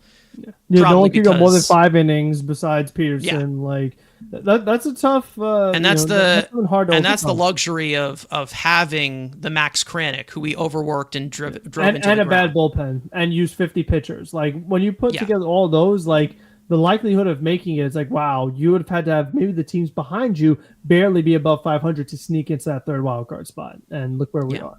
When you're stacking on each other, on Manaea and on Holmes, it does shorten up the bullpen here, the super pen that's not so super. And again, that probably, let's say if you're ideal, and who knows if it actually happens, because it has to piece together fairly well, and that's basically what they're banking on right now. Let's say 10 outs from both of them, 20 outs from them combined. Then you need 7 more outs. That probably takes somebody like Ryan Helsley out of the equation, who has been god-awful. That probably takes out Gregory Soto, who's also been pretty shit recently. He's been awful too. That takes out Ryan Stanek, who, despite the extra inning heroics, and to be honest, I think he had a decent series, to be honest, overall, I don't trust him at all whatsoever. Maybe it takes Ree Garrett out of this situation, who I don't even know what the hell Ree Garrett is at this point. It's like, it's probably something that you just have to do, because the 6-man rotation is not really in a need right now with Kodai Senga in AAA, and I think it is the right move. And I still do believe in Manaea going forward. I do believe that he will be a good pitcher again. But the problem is, I feel like we're just kind of waiting for the inevitable, because again, the main reason why I feel like they're giving more leeway to this and not just saying, oh, well, Sean Manaea, you also can go down to AAA with Senga too, which I don't think would have happened. But with Manaea, the swing and miss stuff is still there. Like, it's still there. He still has this. It's not like he's completely regressed in that matter. It's the fact that he's just not well conditioned right now, and that has to do a lot with this elbow injury that he experienced while also recovering from another injury that he experienced at the beginning of spring training. So I still have faith that Manaea will be a decent part to this rotation, because I still think it's still there. However, I still think that there's still things that need to be ironed out, and if they still believe Manaea can give it to them in little spurts, it's probably something that they're going to have to do. Return on value does not sound great, but we're not looking at this as an ego boost. There is 12 games left. Balls to the wall. If that is what they think is the right decision to make, stacking Clay Holmes on top of Sean Manaea, go ahead and do it. Go ahead and do it, because this team desperately all year has needed innings. They have needed to piece together the innings. And that is where the saviors of guys like Justin Hagenman and Brandon Waddell come into the mix. Because without them, they'd be in an even worse position. Without them, they probably would be using 70 pitchers instead of 50. And I'm being dead serious with that. Yeah, and that's where you get the bankers and the Ducks and KBO. Like, that's where you really start digging to find some guys. And those seem to be the best moves that the Mets that Stearns made this offseason was Waddell and Hagenman. That's the thing. And to your point, you've gotten way more value out of all of those guys than any of the starting pitchers that he brought in this year, or literally anyone he brought in outside Juan Soto this year. Yeah. But that wasn't him. That was all Steve Cohen. So we can't credit Stearns for that. Steve Cohen is big on the minor league deals. That's where he puts extra attention into. Yeah. So absolutely. I mean, remember that minor league deal last year in Jose Iglesias? That was a big deal. No, that was all Cohen. So it's whatever. Yeah. I think again, I still go into a different realm of this rotation where I'm like, I still don't want to see them spend money on it, because I don't think it's going to work out. But I'm sure that there's going to be pressure to bring in a top flight starter, and then they'll learn their lesson again. But whatever.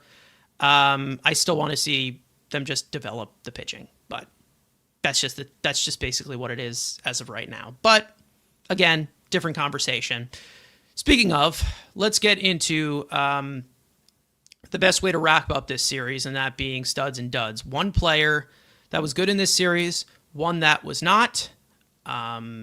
We snapped an 8-game losing streak, like we said, so lollipops and rainbows. But Frank, your stud? Yeah, I mean, I'm going to give it to Brandon Sproat. I just felt like, he was lined up for his first career win, and he doesn't get it because of literally everyone not named Brandon Sproat. The bullpen, the hitters, like they was just set up for him. Like, he really had to, fight to get through it. He had allowed some hits, some weak contact, like guys getting, jammed and little bloops falling, like low exit velo hits. And he was still getting up all those jams, giving up 0 runs, 6 innings. Like, he's a rookie. He gave them a lot, and like to not be rewarded with the actual W in the win column, not for the team, but for his individual self, it just stinks, man. Like I feel for the kid. Like he really just kind of put it all out there and gets nothing in return for the rest of the team. One closing note that I do want to have with Brandon Sproat, he was pulled after 70 pitches in that second game, and people were questioning as to why. Carlos Mendoza said he saw a little bit of a tick down in velocity on those last. He was getting a little bit hard. Yeah. Maybe. Yeah. We can touch on that later. But maybe it seemed like the velocity was going down. Which again, I'm not going to sit here and say that I wasn't frustrated with the initial reaction that they were taking him out, because it's like, okay, this is go time. Like they need to continue this. However, if we go into a situation where with Brandon Sproat, you see the velocity go down, he's not a fastball heavy pitcher anymore. He's a little bit different. He's a sinker baller. And we've said the same thing. I said the same thing last episode about Sean Manaea with his elbow, talking about his lack of usage with his sinker, not to mention not as much cutter, not as much with a changeup or whatever. But it is a known fact, and I'm not saying like it's completely known because we've seen plenty of different injuries. It's a known fact that the sinker can be a big wear down on your elbow. It is one of the hardest pitches that you can maintain because it has a ridiculous amount of movement and it gives you into even a more unconventional type of motion from pitching, which is the main reason as to why there's a lot of pitches that need to work for you to tunnel that. Brandon Sproat's sinker velocity was down. The main reason as to why this is so important and why I'm okay with them just completely cutting it off at 70 pitches. We've talked about this before. We've hinted at it before. Brandon Sproat has never had Tommy John surgery before. So I'm just saying, it's like, if they see something that's a little bit concerning, just pull the plug there. Again, I understand through 6 innings and they're in such a shitty situation. But again, I'm going to say it again. Thank Kodai Senga for this situation. Thank Sean Manaea for not being able to go in deep into games as to why these guys have to carry so much weight onto it. But if you're seeing 93, 94 from a guy in Sproat where it can go to high 90s, that's a little bit of an issue. That's a concern that I'm willing to pull the plug on. And I get it. I get not wanting to do it because you want to win here. But again, a bigger priority here is the development of these young guys, and you're going to hurt something if you have him hurting himself. Let's just say that. That's what I can say. Like Nolan McLean in his start, more of a sinker baller as well, more kitchen sink. He was hitting 97 in that 6th inning. Could have went another inning too. And they talked about on the broadcast, but they're like sometime down the road. I mean, he was at like 92 pitches. I mean, with how he was pitches, rolling, like back in the day, back in my day, you go another. But nowadays, unfortunately, you got to have the reins on it. That's the problem. Like, and that's just basically just how pitchers are. It's just so different now. It's not the rubber arm that everyone expects anymore. That's the main reason as to why I don't put emphasis on spending on pitching, because you're not going to get anything in return in investment. Usually you get that in the top 1% from a guy like maybe Garrett Cole, who's very available and worth that contract. He's not but even available. he's been hurt for the year. Yeah, like that's he's the not thing. Available. Like you can never have a guarantee where people are like, oh well, build a rotation with free agency and it's going to be a complete guarantee. No, it will not. Crochet's been the only one from this offseason that really has turned out great. And even he had some question marks too. That was a big trade and big extension. So you had to give up young capital and money. So you had to give it up. You had to give it all. And he was a risk 2 inning limit last year. Former reliever, White Sox. Like, there was question marks a little bit, but the stuff is undeniable, and the results have paid off very well for Boston. Yeah, and he's one of the main reasons. And now that we want to trade young prospects, it's like, listen, I would have traded like whatever we gave up for Rogers plus Helsley or whoever else. I would just given up all of that plus some more to get Crochet instead. That because wouldn't even get your foot in the time to an door. I'll tell extension, you right now. instead of all these rentals that are getting nothing out of them now, and definitely not getting anything later. Those 9 prospects you gave up, if you combine all of them, that wouldn't even get your foot in the door for a guy like Crochet. Yeah. I can No, tell I you know, but I'm right just now. saying that like if I'm gonna be giving up top 10 guys, at least let me get up for someone who's like good and couldn't help me long term. Because what we have now is just, I mean, we Yeah. like I said, we got fleeced. I mean, just If totally if we look robbed. at if we look at it going forward with Crochet, that contract is going to look like an absolute steal maybe in next year. Like that's how incredible he has been. I know that a lot of Mets fans were complaining about the fact that they didn't get him, but again, we've talked about this before. They weren't going to match what the Red Sox were offering. It wasn't going to happen. Like it's just more of just the fact of, yes, we do have a lot of good top 100 prospects, but going into the season at the current moment, guys like Chet Williams, Jesus Baez, like all of those guys that were at the top of our list, they all were hurt last year. Like their value was so And down. they've had injuries this year too. Yeah, So they've I had mean, injuries this year yeah. too. It's like their value was so down that it was like there's nothing they could do. Like there was nothing that they could do to match what the Red Sox had at current value, which made sense because the Red Sox still, even with giving up those pieces, still have a good farm system. Like that's the thing about them. It's just, people are viewing Mets prospects as so good or as these top guys or whatever, but injuries happen and that screws up guys, that screws up value. It does. It will continue to do that because again, availability is one of these other things, and we've talked about it before. Availability is also a thing with pitchers too, and that's the main reason as to why we pull back on the reins there. But Huskar Brazaban is someone I want to mention, obviously, for picking up the kid and giving us 3 innings. That is one. Noel McLean, you can put him in there in that discussion. Looking back, I think Ryan Stanek actually deserves some courtesy because he had 2 good outings, I would say, in this series, and one was more impactful than the other. But he bared down and did it. Like that was it. He was able to do it. Let's see. Dud category. Plenty. Frank? Yeah, I mean, since I talked about Sproat getting the win, I'll talk about one of the guys who helped him not get the win, and that's Tyler Rogers. Because as we Okay. just finished talking about, you gave up a good amount to get him, and it's just like these are the games you got him for, like to hold on to the lead, get the job done. And like you said, I mean, with the death by paper cuts, he could have the game in the third series, the third game where he was great, 1, 2, 3 inning, but then he'll have another game where he gives up a hit and maybe a walk or whatever, and he gives up a run. So he just hasn't been reliable. You don't know what version of Tyler Rogers you're getting. I mean, he's someone that like it's literally almost a game of inches with him. It's something where if the Yeah. ball is hit to the second baseman, great, they're out. If the ball is hit slightly to the right or left of the second baseman, those are base hits and a run's going to score. He's just someone Yeah. that you don't know what's going to happen. There's going to be a ground ball. Are you going to catch it? Hopefully it's hit to you. If not, oh well. Like it's literally hit them where they ain't, or that's all that happens with him. So he's just a little too risky for me. Ricardo brings another one. Reed Garrett, that's definitely Yeah. a good candidate. Brooks Raley to an extent too. I mean, just basically any of these relievers that made even the Mets win the game yesterday, but it's like McLean didn't get the win either. He pitched phenomenal. He does not. He's also not rewarded with the win because of the bullpen and the offense. Yeah.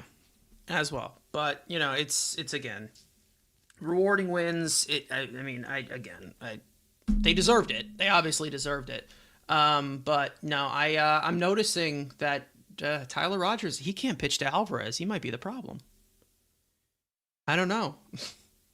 I think he's barely had Sanger behind the plate actually, but no, I'm just screwing with it. But no, I mean it's death by contact. Obviously, I don't trust this team when the ball is put in play, and that's the main reason as to why I don't trust a situation like David Peterson right now of pitching to contact, or all these other guys that need to pitch to contact, because it doesn't seem like this defensive structure actually does have structure, and it seems like a lot of guys out of position, like we have said. But Garrett's a good one. I'm going to mention Brett Beatty for yet another non-sliding, stupid base running again. But you know what? I've pwned on Beatty, enough. But like I said, inconsistent. I don't know what the hell I'm going to get with him. The Mets can do a lot better than him, but I'm sure I am definitely sure that he's going to turn into the man who can't be moved, like Jeff McNeil in the future, where he's good enough to stay around and he provides something for you, but you're not going anywhere with it. So whatever. But like actually to give a dud to this one completely. Gregory Soto, I still got to put him out here. I have no confidence in this guy whatsoever. I've had the concerns about the uncompetitive pitches with him and spiking breaking pitches constantly. He's always had the walk problem. He's always been wild. But he can't execute against lefties, even though we brought him in to do that. He can't finish anyone off. He has no put away whatsoever. He takes the word back foot slider too literal. He's like, oh, I'm supposed to hit him in the back foot with my slider. Yeah, sure. Yeah, sure. He like takes that as like a challenge. He's like, oh, like that's the one pitch I almost does correct, but not really. Yeah, he's just he's as a Met so far. He's just I don't think he's really. I think lefties have hit him more as a Met, which is ironic, isn't it? It's just unreal. Anyways, speaking of relievers, I do want to talk about the Mets bullpen because we obviously have some pieces in this bullpen that we do not trust whatsoever. And there's been plenty of guys that have moved in and out all year. And there has been one guy who is internal that seems to be the top option to help this team. Not to mention, even if we're talking about them relying on these young guys to come through for them, we're seeing Dom Hamill get the call twice already before this guy, which I don't really understand at all as to why. There is a guy in AAA that not many have talked about. We've hinted about him a little bit on here, and that being Dylan Ross, who has been phenomenal all year out of the bullpen as a right-handed reliever. He's pitched in 3 different levels this year, and his best has obviously been his best stretch has been in AAA in the best hitting environment so far. So I do want to do a little bit of a spotlight on Dylan Ross to talk about what we are talking about, to see, if there's a possibility, if he can actually help this team. And obviously we know that there's guys that we would replace plenty of young guys with, but I do want to talk about what we are dealing with, because it kind of goes into an equation of whether it is replacement or can this guy actually help us down the stretch into a come out of nowhere like Danel Nunez, or come out of nowhere like these guys who can help you in these spurts. You have 12 games left, but I do want to talk a little bit about Dylan Ross because it seems like we're getting a complete overshadow, and I'm really starting to wonder as to why. Now, this is a from-the-top type of pitcher, okay? This is an over-the-top 75-degree arm angle from a 7-foot extension, which can give you a ridiculous amount of perceived velocity, which has been able to be one of the things that he's done well with his four-seam that has touched 102, 103 before in his so far major league career. But one of his biggest weapons is actually a splitter, which is a plus splitter, which was actually graded a little bit higher. Not really, the similar limited spin, not really in the same sense of a guy like Kodai Senga, because it's a different arm angle and a different type of get up here.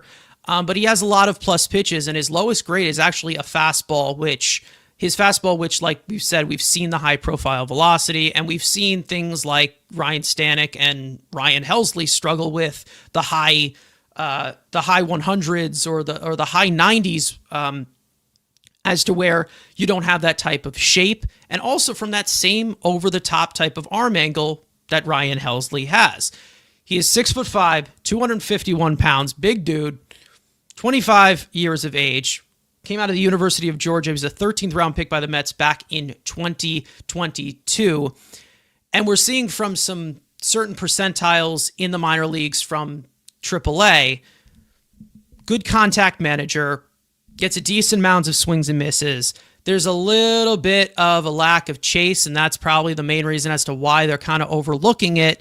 But he also has been able to really do well with the contact managing. He does have a cutter and a curve. It's more a little bit of a slow curve, kind of. But he does have a splitter that can reach, the mid-90s if he's throwing hard. This year, in total, from high A, double A, triple A, 2.25 earned run average. But in Syracuse, a 1.80 earned run average this season. Again, could this be someone who helps you down the road? We've talked about Ryan Lambert as well, who's also in Double A right now, who also has been characterized to have one of the best fastballs as well. Again, this is not a perfect arm because there's, a little bit of a lack of spin, maybe a little bit of empty velocity from him, but the stuff does translate if he is right, and he has been right for a long time, especially this year where it seems to be just a full-on breakout. And I feel like it's probably something you can roll the dice on compared to someone like Ryan Helsley who has struggled as much, or Ryan Stanek who has struggled as much. Do I think that it is something that maybe is a little too late to direct to? Maybe. It's possible that it is, but it also is somebody that you could possibly look out for down the line of maybe an internal piece that can help this bullpen. Maybe it is somebody who could help you. However, we don't know. There's a walk issue. We've seen a decent amount of walks from him, but I don't know how that does translate at the major league level, but we've talked about him for a while. He's become higher and higher on the radar for quite a bit. And if your stuff translates well into AAA, which is a high-hitting environment, I think it's worth a shot. So, Frank, we've talked a little bit about Dylan Ross before. He was showcased in the prospect breakout game in spring training. He was one of the guys who stood out as some high-profile velocity. But there's also a kitchen sink here as to where if the fastball's not working, he can go to the extra stuff as well, the secondary stuff, which doesn't seem like a option for guys like Stanek or Helsley. So there's intrigue here. I don't know if they're going to showcase it, but I don't know. I think that this is something they should at least consider if you're getting a super pen that's not so super, like we have said. It definitely is something that could be under consideration. However, the walk issue is like my main issue too. Yeah, and the reason why is because like we talk about, okay, what does a player do in a vacuum? Like, okay, you gave us the graphic, you showed us his stats. Okay, now the next thing we have to do is we have to take that and then we have to put it into the Mets coaching staff and say, well, what does this with this equal? A walk problem. Now give it Jeremy Hefner. I'm afraid of what comes next. You know what I mean? Yeah. Like, it's just something where if that doesn't get corrected in the minors, I don't think it's going to get corrected in the majors just based off of what we see Probably all the not, time, no. multiple years in a row. Like, it's something that can be an issue. And when you have a walk issue and you're a major league reliever, you become kind of niche. Like, you got to come in when the bases are empty. You know, you can't be going up against guys who are very patient hitters. You know what I mean? Like, it just seems like you got to, and we talk about if you're going to be in a major league bullpen, you need to be able to do multiple things. And I feel like with that kind of skill set, despite how great the stuff is, when you do have a walk problem, it kind of changes things a little bit. It's like, okay, can't come in with men on base. It's going to be hard for him to match up well with a team that's super patient, that draws a lot of walks, like the Dodgers. Like, you know, it would just be kind of tough to find a spot for him. But what I will say, though, is that, like you mentioned, seeing how many pitchers the Mets have used this year and seeing who is out there right now, a majority of the time, whether it is Reed Garrett or the not super bullpen or whoever else, you can make the case that based off what this guy has done, and he's been so good that he's been in that many different minor league levels. He just keeps leveling up as the year progresses, and he's at the next level up is the major leagues. You can make a case that he would be a better option for the Mets than a lot of the guys that they have trotting out there far too often. So I'm not totally opposed to it, But I do think that there is some red flags that of some fit issues that with Yeah. this current coaching staff that you still have to be a little careful if you were to call him up. It's not just, oh, he's here, he has great stuff, we can just plug him into any role, high leverage, 102, go out there and get it done. Yeah. It's not as simple Which as is not that, the regular. so, Which is not the yeah, regular. He's so 97, 98 regularly. Yeah. And then he can reach that if you wanted to empty the tank. But the one thing that I think is the redeeming quality as to if he does have the walk problems, obviously, is the fact that he's still able to miss bats at a very efficient pace. He has given up one home run in AAA. I'm surprised considering the walk problem, only one hit by pitch, which with Jeremy Hefner that was changed 100%. But still, like at least he has that going. With 2 strikes.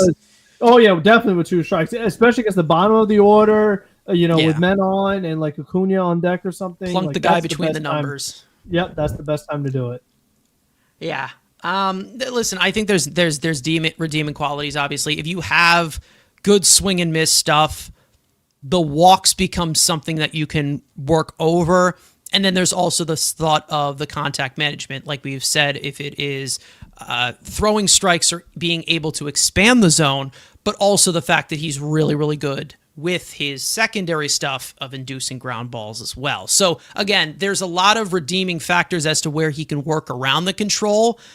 Would it help bringing him into these tight spots of 12 games remaining? Probably not.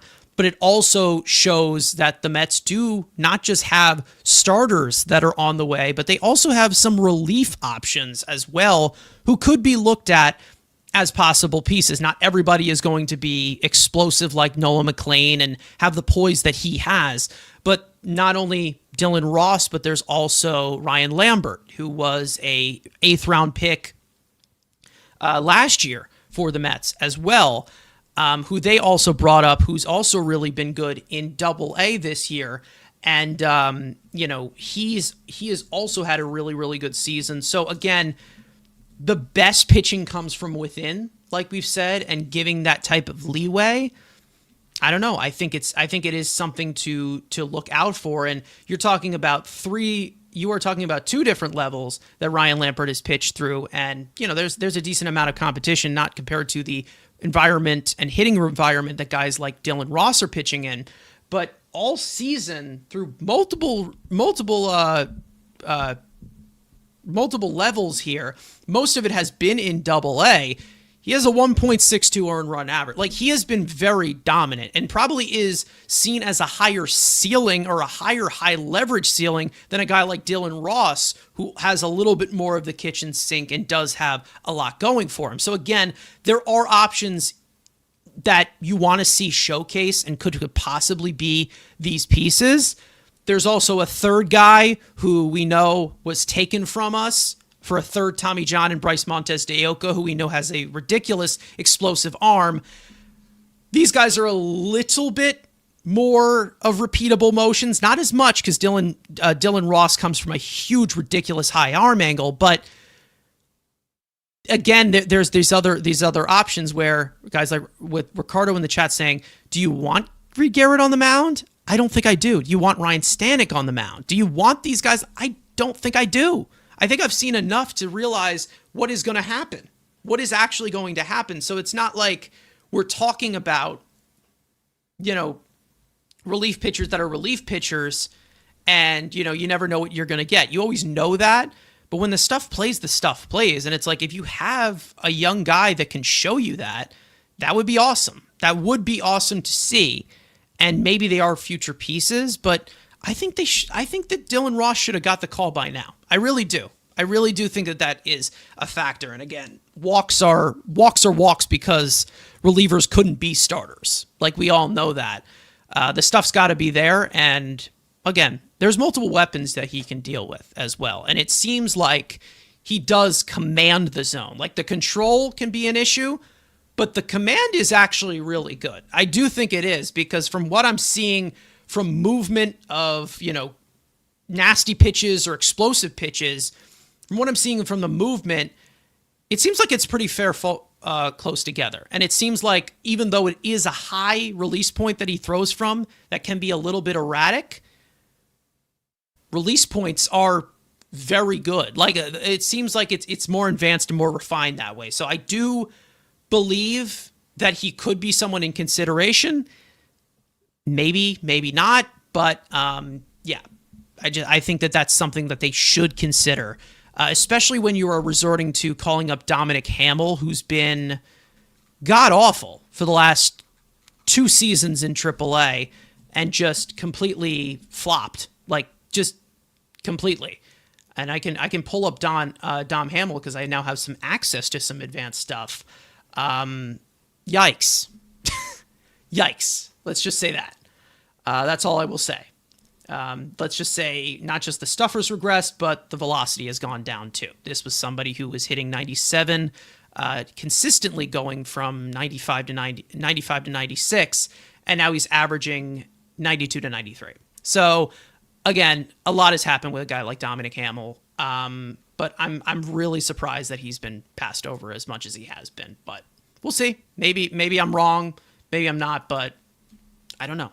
I have no clue. Especially when you are already way past the deadline for control years. Like, go ahead and do it. I think it is. There's no like cost in doing it, because we all know that there's going to be one of these 12 games where the Mets are going to score 13 runs just by random. If you need a low leverage, to try him out and see what he's got, I think that's fair. Instead of just rotating in and out of these long relief guys, especially with the factor of Manaea and Holmes being stacked on top of each other as well. I feel like there's a good position to do that here. And it doesn't include Dom Hamill, because I have a strong feeling that I know what I'm going to get from Dom Hamill without even seeing him pitch in the major leagues. That's how confident I am that Dom Hamill is not going to be successful here. Maybe he's successful somewhere else, because that's happened a lot. But I just like, let's see if the stuff can play here, because it has to be a little bit more consistent in the decision making, where they're talking about Ryan Stanek, who struggled all year, where they're like, oh, the stuff plays. Well, maybe the stuff can play for a guy like Dylan Ross. Even though this is veteran versus rookie, you're already banking on these rookies to save you in the rotation. Bring up one of these young guys for a bullpen that you seem to be needing to cut losses on right now, building a super pen that's not so super. That's basically where it is. It's like, it's not going to patch everything up. He's not going to save the day, but see what you got here. Why not? Why not see what you got here? Because they're already taking the risk so many times with all of these young guys. And let's not forget the amount of, the position players too. They're giving a lot of leeway to the position players who they have seemed to want to just keep past this trade deadline where there's just a logjam. So I don't know. I feel like it's a little inconsistent in that way. And I don't understand what the weight is with Dylan Ross. Anyways. Agreed. Yeah. Anyways, let's get into this upcoming series that we have starting tomorrow against the San Diego Padres, who are in that second wild card spot, who the Mets will likely not play. No, it would end up being the Dodgers, actually, believe it or not, who they would line up to if the season ended today. But as for this San Diego series, they got swept last time they were there. And that was in San Diego, so they are coming over to Citi Field. Jose Iglesias will make his return to his main stage, where he debuted his pop single. I don't know, hopefully the presence of him being there, maybe that'll motivate this team, because it seems like the only thing that has been able to do so. Either way, let's get into the starting pitchers for this series, for what is lined up. I'm not sure if this is completely official, but this is what is lined up so far. So as for game one, Clay Holmes, like we said, will start the series opener, possibly having Manaea being featured and stacked on top of him there. And he'll face the injury-riddled right-hander this year, Michael King, who is a pending free agent. First pitch is tomorrow at 7:10 p.m. Eastern Time on SNY. Game 2, David Peterson will look to regain some consistency since that all-star selection. He'll face the late-blooming veteran right-hander, Nick Pivetta. First pitch is Wednesday night at 7:10 p.m. Eastern Time on SNY. And Game 3, Jonah Tong will start the series finale coming off of that nightmare outing earlier this week. First pitch is Thursday afternoon at 1:10 p.m. Eastern Time on SNY. So he will be, and he also will be facing Dylan Cease, who has had a very odd season, let's just say. Anyways, we are going to be probably getting their three best pitchers in name, I guess. I don't know. No, but they don't got Yu Darvish starting this series. He just pitched yesterday. No Yu Darvish, so, but I mean, he's really the best one when it comes to facing the Mets. Yeah, he's really good. So Nick Pivetta has been their best pitcher this season.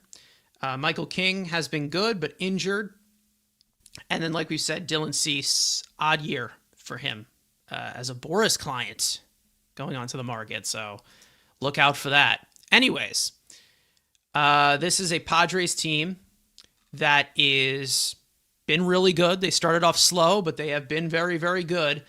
We all know Manny Machado. He's getting older, but he's still a really, really good player. Fernando Tatis Jr. has kind of turned it on recently as well. I know that they acquired a man named Ramon Laureano, who has been really good for them as well. Yep. He's been looked at as one of the best deadline acquisitions so far, behind the great Harrison Bader. Yes, and also a Orioles outfielder that the Mets didn't trade for. Instead, they got Cedric Mullins, the other Orioles outfielder. I don't know. I still think that there's a lot more left. Jake Cronenworth having a little bit of a down season, but he started to pick it up recently. Luis Arraez, not as high of batting average that we have expected, and he's regressed. Shocking. And then they have Ryan O'Hearn, who hasn't really been that good for them recently. And then Jose Iglesias, we'll get to see him. He hasn't been fantastic, but the presence is known. And I'm sure it will be known, and I'm sure he'll get plenty of, standing ovations. And I'm sure they'll play some Oh My God for him and in his thing. And because, all that matters is this team is a family and not winning championships. So, Frank, obviously, this is a good Padres team. This is a team that got the best of them in San Diego. So, win. You have no choice. Win. That's it. that's all I got to say. Win. Yeah, I think an offense that's struggling facing the San Diego Padres is not exactly what you want. I mean, considering the bullpen that they have, Mason Miller, Suarez, and plenty of others that we've seen, Jason Adam, I mean, Adrian Moran, like they got a lot of Estrada, like they have a ton of really nice bullpen arms to go with that strong starting rotation of the Pavettas and Michael Kings of the world and Dylan Cease to a lesser extent. So that's a tough recipe for, like I said, an offense that is struggling. And just overall, as we know, like the Padres could score plenty of runs too. So, I mean, they're just a flat out good baseball team. They are have a lot of talent, a lot of different areas. Xander Bogaerts currently on the injury list. That's why you could see Jose Iglesias potentially make some starts for sure. So it's going to be interesting. I mean, no doubt about it. I know they played the Rockies yesterday. Iglesias had a couple hits, couple of RBIs. And with how it's gone with former Mets playing against the Mets this year, I mean, if you are doing some parlays and some betting, I'm not one to do it, but I mean, the chances of Iglesias against the Mets, I'd say pretty high. It just feels like that's the way it's been. And I just feel like with how he's a guy that puts bat on ball, with the way this team defends, the chances are even higher. So that's something to definitely keep an eye out for. I mean, just seeing if he has a little bit of, because he wanted to be a Met. I mean, ultimately, like he did want to come back. It didn't work out. They didn't offer him what the Padres did essentially. So it's something where he's probably going to be motivated, probably showed the Mets that they made a mistake, as if their record right now doesn't show it enough because of the extra stuff, not the stats, but as we mentioned, the leadership, the vibes. I mean, there's no baseball savant circle for vibes and leadership. Team. You mean the soft team that we have? Yeah. Surprisingly. The one time Tommy Pham was right. The one guy that was the one guy that I think destroyed them the most in that series in San Diego, and I don't know if anybody recalls this, it seemed like Elias Diaz was the guy that destroyed them the most. He did, and then the Padres were like, we need to upgrade the catcher position, so they acquired, I think, Fermin is the catcher for the Padres. They have Freddie Fermin, they got him from the Royals, so he's going to be playing shortstop. They had Mason McCoy make a start short yesterday. They had Machado got day off, so Iglesias was playing third. So I know like I said, Cronenworth has played a decent amount of shortstop too. he was playing second base yesterday. So I mean, we'll see. I mean, Arias didn't play, so I mean, who knows? Depending on matchups, maybe against David Peterson, Arias sits, Iglesias starts. Like they can kind of mix and match the lineup, and we can't underestimate Jackson Merrill either. He had a home run yesterday. He bats second in that order. So there's talent up and down across the board, and that's what the Padres. I mean, they were. We talk about the Mets being aggressive at the deadline. Padres were even more aggressive. Like they have invested a lot into that team, and they're like, what, we've invested this much, we got to go all in. They used to have Juan Soto, so there's always that dynamic as well. So they're always a fun matchup for sure. There's a lot of storylines, and it's something that I'm intrigued by because we talked about the deadline. Mets talking about Cease, talking about Michael King. You're going to face both of them, and it seems like based off of injury and performance, it ended up being the right decision not to get them this year, but we'll see how they do. Yeah, and then there's Nick Pivetta, who I was begging for. Which was another one that definitely could have helped this ball club a whole lot. I mean, there was the factor of the two qualifying offers against him, which it was just it was such an odd situation, but the Padres went for it, and it's paid off dividends. But again, this is a star-studded team. They have a lot more depth than they usually do on a typical day, and that was the main reason as to why that team was so inconsistent and wasn't doing as much. But they're gonna have to face teams like this in the postseason if they want to be postseason bound. And this is the team that basically kicked your ass. What was it, 3 years ago in that wildcard round? Obviously, it's a little bit different of a team compared to what it was, but still got some talent. They still have a lot, and they've added a lot since then. So again, it's definitely a team that is going to be possibly on your heels that you might run into if you're continuing to go into the postseason. Hopefully, I'm hoping that they get to a point where they're playing a Padres team, or they're getting to a point where they're playing another team or whatever. But again, they're going to have to play these games, and they're going to have to play them well in order to get there. So we'll see what happens. But this is a good Padres team. Obviously, to finish it up here, Frank, players to watch, players you're putting a spotlight on the Mets side, whether it's statistics or not. What do you think? I mean, a lot of guys for sure. I mean, Pete Alonso, he had the home run drought. He had the walk-off yesterday. How do you build off of it? A lot of people in the chat talking about Brandon Nimmo. Like, we need to see him step up. Yeah. He's in the middle of the order, so he needs to be a more consistent factor. I felt that McNeil didn't have his best series. He's someone I'm watching. So a lot of like those guys we talk about, like the core are the main guys for me as far as like these veterans, especially if we're talking about like, well, what's the future hold? Like, are we keeping Pete Alonso long-term? Do we play McNeil that last year? What do you do with Nimmo? He has a few years left on this deal. So as we know, like these important games, they have to show that they warrant staying as part of the team, showing that they are not part of the problem. So I'm really watching those three homegrown guys, the veteran homegrown players, so to speak. I mean, underlying wise, and to be honest, it's kind of changed over time. I'm pointing to David Peterson. Like, I'm seeing him. I know he's better than this, and whether we've talked about, him in these certain situations. I mean, obviously he's still been able to pitch fairly well to volume since that All-Star break, but he just has not been his best. And I know he's a lot better than this. So again, do what he usually does.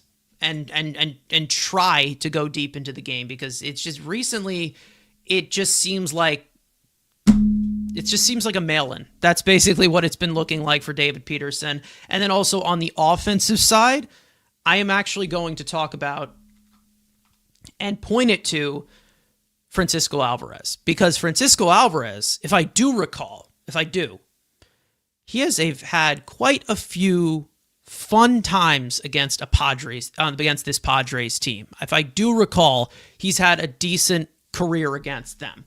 I don't know if that's completely true, and I can probably look to it.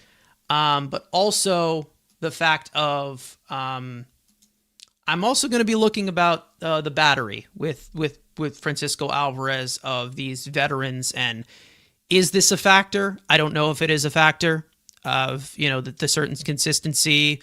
But we want to see, obviously, the pitching come through a lot better. That is not a rookie who's inexperienced. So that would be cool.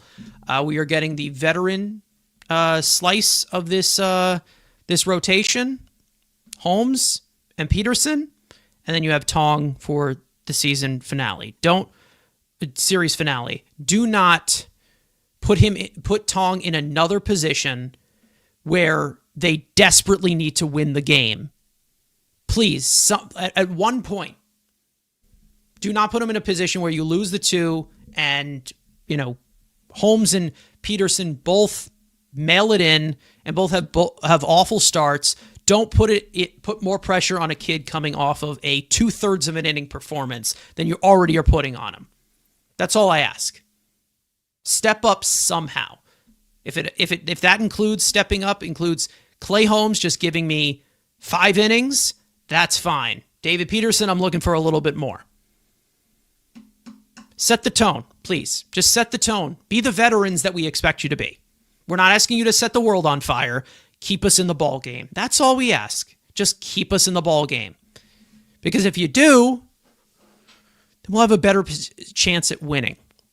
That'd be awesome. Bullpen, crapshoot at this point. I don't even know what to say anymore.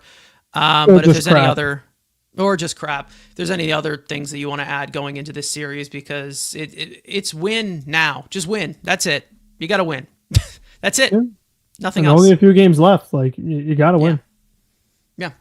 12 games remaining. 4 series to go. Obviously, this is the first of those 4.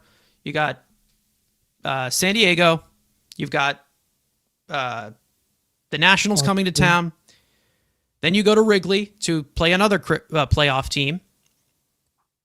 And then you end it off with the team that everybody wants to play in September, the Miami Marlins. So, again, nothing's going to be handed to you. And there better not be a mentality as to that, which I'm sure there will be. But anyways, let's find a way to build off of a walk-off win. Wouldn't that be nice? They haven't done it for 150 games, so do it for 12. That would be awesome. Anyways, let's finish it off here, obviously, so everybody watching can go and see some Monday Night Football. My team is on as 10, so that'll be a little bit of a preview. But either way, thank you guys so much for watching. We hope you guys enjoyed the conversation. For those of you watching or listening on playback, make sure to hit the subscribe button. You want to join the conversation in the future. Turn on those post notifications to know when we go live. Make sure to follow Mets Weekly on X and on TikTok, which mainly features Frank's post games, which we have only 12 left for. 12 left. It's been a long season. Only 12. Follow all of us individually, including Andrew, who's not here today. And finally, let's go Mets. There's no more excuses. Win. That's it. And if you don't win, there's going to be consequences. Big consequences. Yeah. We will see you guys next time. And hopefully, we said last time, hopefully there's better baseball that is played that we can talk about. We'll see you guys.